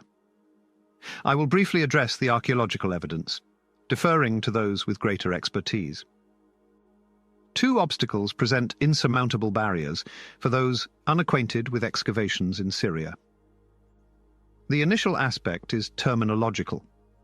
According to articles and preliminary reports, it is unclear what many excavators intend when they assert the discovery of Akkadian pottery or strata at specific sites. It is presumed that in most instances, this indicates the discovery of cultural deposits deemed contemporaneous with the Sargonic period in Mesopotamia. Nonetheless, whether any of these materials indicate the southern occupation of a specific site remains ambiguous. The second barrier, associated with the first, is temporal. A definitive chronological framework for early Syrian cultures is not securely established. Significant advancements have been achieved in recent years regarding the analysis of pottery sequences. Nonetheless, it remains challenging to correlate the Amuk and Hama pottery with their equivalents at sites like Mardik, Leylan, and Brak to align with the chronology of Mesopotamia. Significant alterations are evident at specific large sites in Syria during periods that coincide with or precede the emergence of the Sargonic state. The precise timing of these changes is undoubtedly vital to our discourse. The issue is evident from the subsequent statement by Harvey Weiss, the excavator of Shena, Shubat Enlil Fel. The date of the encirclement of Tel Leylan, along with the dates of ceramic collections and settlements occurring concurrently at other significant sites, Mozan, Hamukar, Nineveh, Tyahad-Hail, and Koshi, is crucial for determining when these locations transitioned into cities. The growth of these cities can be considered, at least partially, an endogenous process, as they predated the notable Sargon invasions of the region. If, conversely, these cities emerged only after the initial incursions into the region around the mid-3rd millennium. They likely served as gathering point for local inhabitants seeking to defend themselves against southern assaults. These inquiries are significant, and the excavator has commenced addressing several of them based on his research at Leylan and the surveys and excavations conducted at other locations in the Habur region. Leylan originated as a substantial, meticulously designed city, at least 2 centuries before the old Akkadian period. Consequently, we cannot directly associate the Sargonic presence or influence in the region with state formation and urbanism. The old Akkadian inscriptions assert significant assertions regarding incursions and expeditions in Syria and northern Mesopotamia. This information is categorized by reign and source type, allowing for differentiation between original documents from the period and later reproductions that may lack authenticity. For evident reasons, I omit the subsequent literary traditions regarding the military achievements of the Akkadian rulers. What methods can we employ to validate these assertions? Although I do not wish to question the clerk's assertions excessively, the present information provides only a restricted degree of validation. Positively, it is noteworthy to highlight the consensus on military issues evident across the various categories of sources delineated above. The Ebbia case is arguably the most infamous. Archaeologists and historians have sought to attribute the destruction of the early dynastic city to a particular historical figure, initially to Naram-Sin and more recently to Sargon. The chronological issues are distinct from the textual ones. Many scholars have found it challenging to counter the propaganda of the Akkadian kings for reasons not associated with ancient data. Naram-Sin asserted that he accomplished an unprecedented feat in history, the conquest of Ebbia and Armanum. It is trivial that he neglected a claim made by his grandfather Sargon, who had proudly recounted a comparable achievement when he subdued Mari, Jarmuti, and Ebia, extending to the cedar forest. To link this text to the archaeological evidence of the destruction of the city of Ebia, one must assume that no other entity could have caused it, a significant presumption, and rely on contemporary interpretations of these assertions. Should the subsequent analogy prove beneficial, we must exercise caution regarding such assertions. The year names of Shulgi, the second monarch of the Ur-III dynasty that followed Agade, exemplify the issue. Shulgi designated his 25th regnal year to commemorate the destruction of Simurum. The subsequent year was designated after its second destruction. The 32nd year marked its third defeat, and the 44th year was referred to as the year Simurum and Lullabum were annihilated for the 9th time. However, that was insufficient. His subsequent year name, the most intricate of all 48, surpassed the preceding one in rhetorical terms.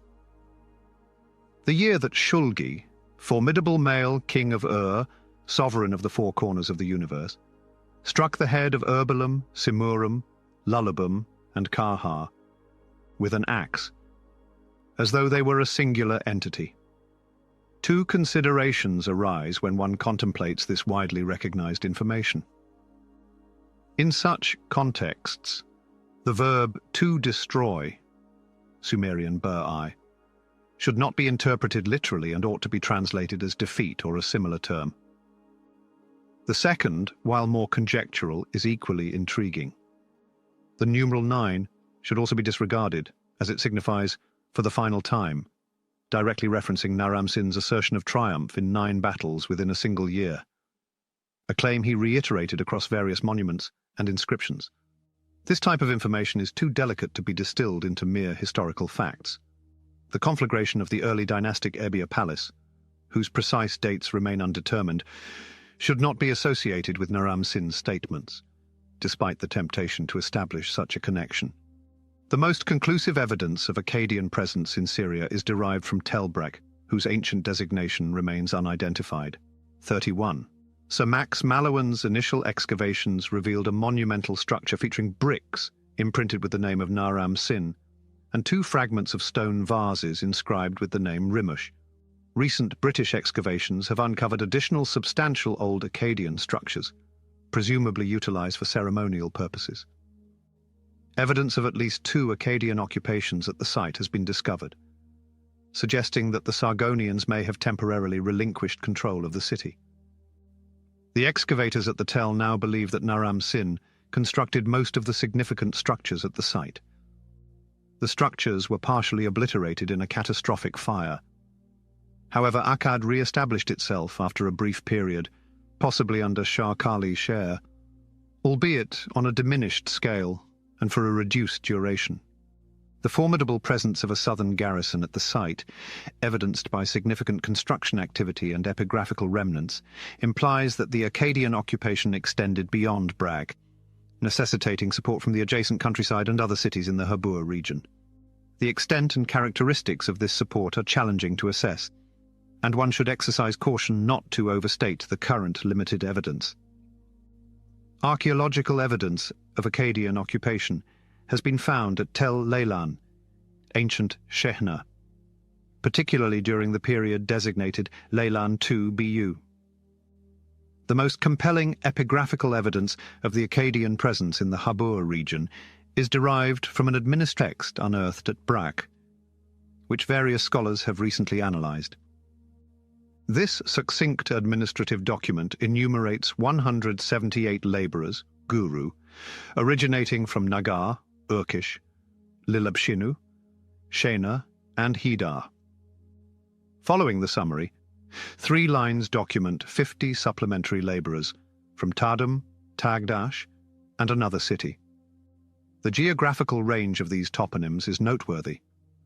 While only Shena, specifically Tel Leilan, is definitively identified, it appears we have the Habur region's principal cities. The historical significance of the text is more complex. Multiple authorities have posited distinct scenarios regarding the activities of these labourers.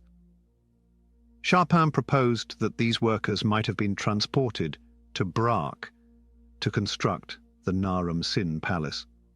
Simultaneously, Harvey Weiss has more neutrally characterized the recruitment of Tel Leilan, Seknar labourers at Tel Brak as evidence of the expansion of direct Akkadian authority from the Naram Sin fortress. Catagnotti and Bonecci have conferred greater historical significance upon this document. They assert that it indicates the region's most significant territorial expansion of the Sargonic state, suggesting that the Akkadians likely dominated much of the Habur Triangle and regions further south. The current evidence indicates this, as interpreted by the majority of scholars. It is reasonable to scrutinize political terminology such as occupation or direct control.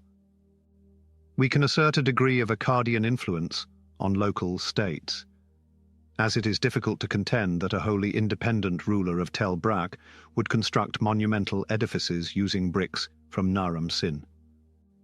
Nevertheless, our capacity to delineate the essence of this impact is limited. The inquiry is theoretical.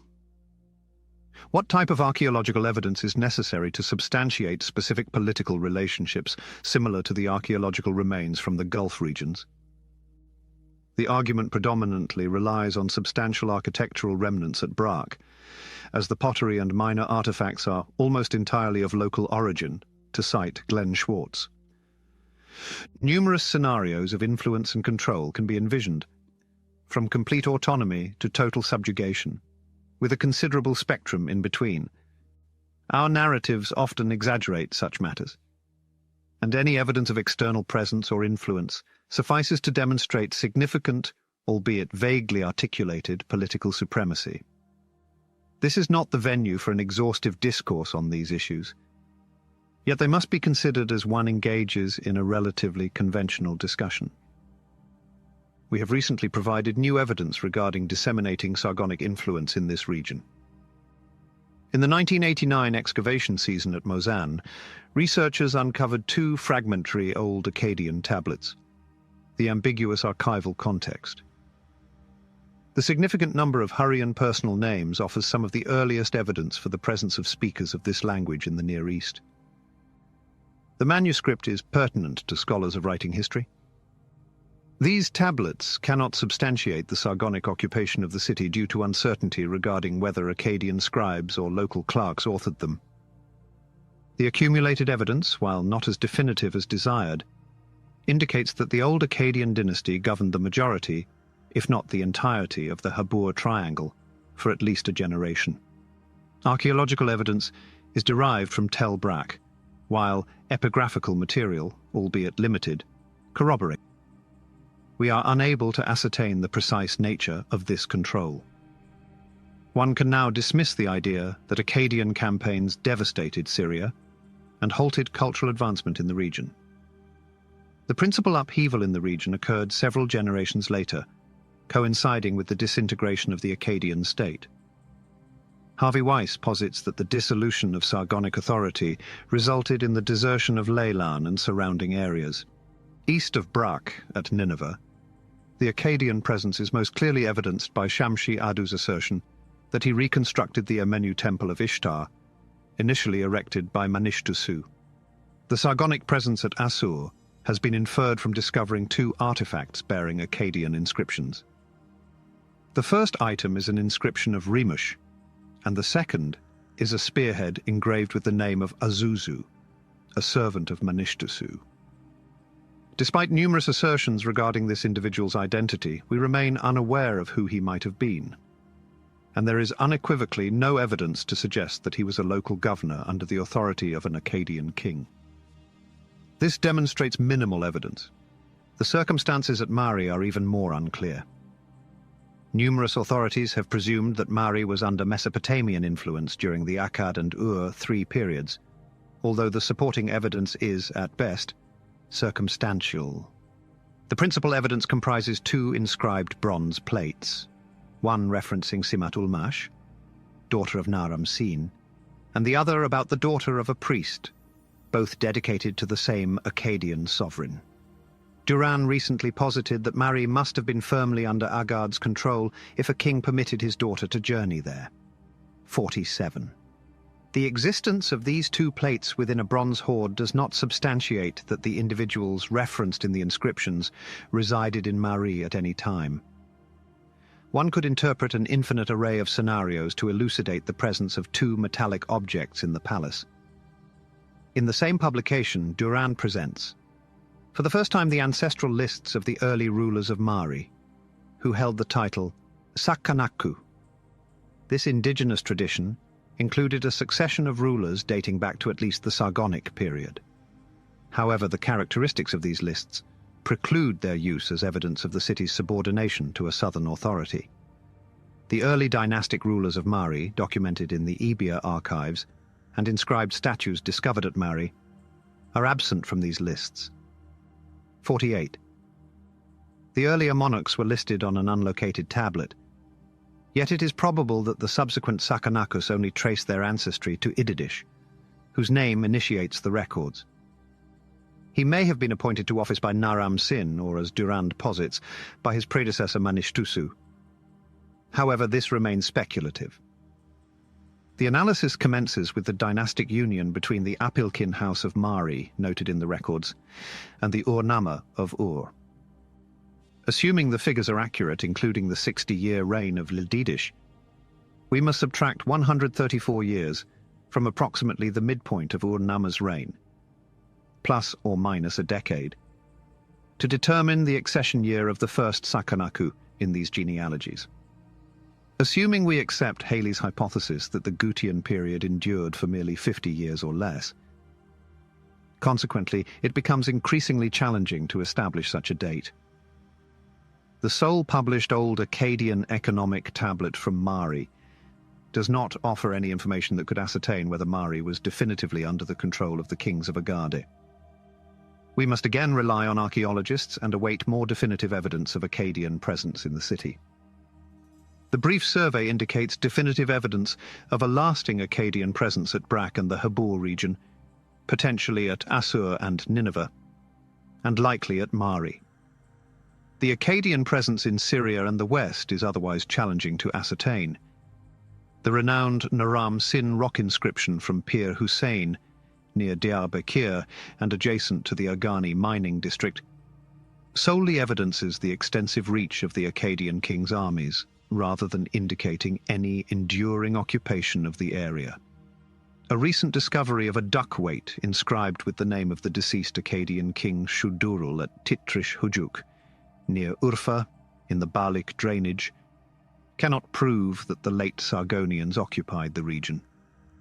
The urban, demographic and political conditions in Syria during the reign of the third dynasty of Ur in Sumer and Akkad are similarly challenging to determine.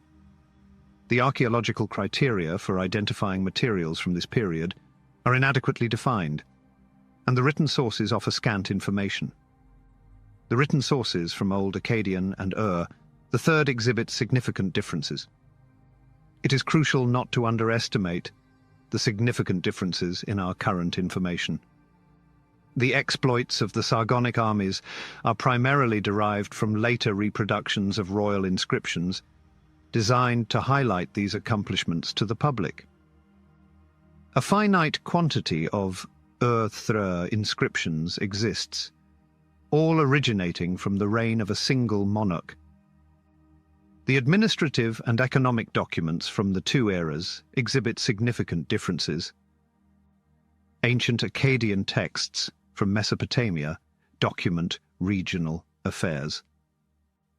The retrieved archives do not refer to foreign relations or commerce with other nations.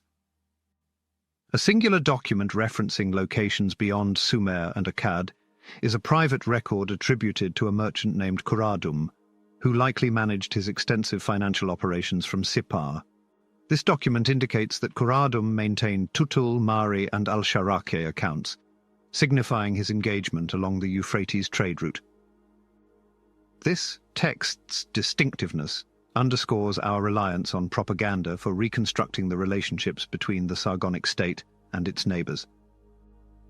The Ur-3 documentation is distinct. The archives at Drehem, an ancient Pusrish Dagan and a principal tax depot of Sumer, furnish the majority of our knowledge regarding foreign affairs. The site contains numerous cuneiform tablets. Some mention ambassadors or messengers from distant locations such as Byblos on the Mediterranean coast, Abanium, Ebia, Urshu and Tutul in the central region, and Mari along the Euphrates. The cities of Abanium and Urshu remain inadequately localized, and one notes the conspicuous absence of cities along the Habur. Additional Ur-3 sources corroborate the absence of activity by Ur-Nama and his successors in this region. Despite fluctuations in Ur's control during its century of dominance, the overarching military and diplomatic strategy seems to have consistently pursued analogous objectives throughout the era. Buffer zones encircled the core territories of Sumer and Akkad in Susiana and the Zagros Mountains. Additionally, further north along the Tigris, Assur was intermittently under direct control, along with several other nearby cities. Beyond that region, autonomous states like Mari and Simanum were restrained through alliances formalized by diplomatic marriages. The primary objective was to safeguard the Central Territory's flanks and exert control over the trade and military pathways into Iran, in addition to sections of the overland route through Assur leading to Syria and the Mediterranean. No attempts to plunder or occupy territory west of Assur have been reported. Harvey Weiss and his colleagues from Leylan proposed that the decline of Akkadian dominance in certain regions coincided with a swift climatic shift that resulted in desertification and subsequent population migration into southern Mesopotamia, causing significant political transformations in Sumer. Contingent upon the characteristics and intensity of the anticipated climatic factors, it is conceivable that the urban populace may have relocated to rural areas. A scenario sufficiently documented in other contexts to warrant no further justification. For now, we must defer a comprehensive discussion of the issue, as the evidence supporting this argument is insufficient. Climate change, by itself, cannot elucidate the intricate problems. It can be contended that despite the abandonment of large cities in the Habur Triangle following the collapse of Akkadian hegemony, this did not inherently result in significant population migrations from the region. The Akkadian influence and dominance in these peripheral regions persisted for under a century. Yet the recollection of these overlords remained prominent in the consciousness of local dynasts. Subsequent monarchs of these regions undeniably profited from the enduring recollections of Agade preserved in cuneiform traditions intermittently imported from the south. Nonetheless, there is evidence that local historians possessed their perspectives on the issue and had access to information that could be shaped and reinterpreted for their objectives. The situation of Shamshi Addu is enlightening. The particulars are widely recognized, yet they merit reiteration here. Despite the daily discoveries from Mari, our understanding of this king's origins remains limited. His inscriptions and letters lack information regarding the city and lineage from which he hailed. Our knowledge regarding his father, Lakabkabu, is considerably limited. This may be a mere coincidence, yet it could also relate to the ideological foundations of his governance. The Assyrian king list has incorporated Shamshi Addu's lineage for decades. Jakob Finkelstein's publication of the parallel genealogical list of the First Babylonian dynasty has enhanced our understanding of Amorite royal ideology. The original context of Shamshi Addu's ancestral list remains unknown, as it was incorporated into the Assyrian king list centuries after his reign. Contemporary documents indicate an alternative source of official legitimation: the legacy of the Akkad rulers. Evidence supporting this has accumulated over the past decade, and recent publications by Birot and Charpin provide a fresh perspective. Initially, we analyze the royal inscriptions. Among the few earlier sovereigns referenced by Shamshi Addu is Manishtusu, who is reputed to have constructed the Temple of Ishtar in Nineveh. The principal royal designation employed by the Assyrian sovereign is Sar-Kij-Satim, meaning King of the Universe, directly derived from the inscriptions of Rimush and Manish-Tusu. The phrasing of the stone inscriptions from Nineveh is notably illuminating. Shamshi-Adu, the powerful one, sovereign of the universe, administrator of Enlil, deputy of Ashur, favored by Ishtar, the temple Emenus, constructed by Manish-Tusu, son of Sargon, king of Akkad, had fallen into disrepair. The temple, which none of the kings preceding me, from the decline of Akkad until my reign, until the conquest of Nurugu, 7 generations, Daru, had restored. The direct lineage of kingship from Akkad to Shamshi-Adu is prominently emphasized. This assertion cleverly encompasses 2 claims. It demonstrates descent from the Akkadian concept of kingship, and asserts a claim to the throne of the city of Assur. Consequently, the Amorite king amalgamated local and global ambitions through association with Agade. The Mari documents from the Assyrian era illustrate additional connections with Akkad. Biro has observed that the offerings for Sargon and Naram-Sin spirits originate from this period. He further posits that the Kisperm offerings to these monarchs represent a form of a rite of legitimation. In Mari's scribal exercises, we encounter the most explicit application of this legitimization. The title King of Akkad, which is exclusive to Shamshi-Adu. A less overt indication of local interests in the Sargonic past is the Mari rendition of an old Babylonian literary text regarding Naram-Sin.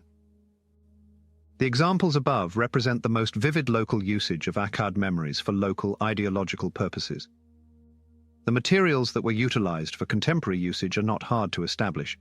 Because old Babylonian scribes and archaeologists could read a huge number and lengths of Sargonic writings in Nippur, Ur, Mari, and other places, it is safe to assume that Sumer, Akkad, and the north, east, and west had a lot of public monuments, some with writing, and some without.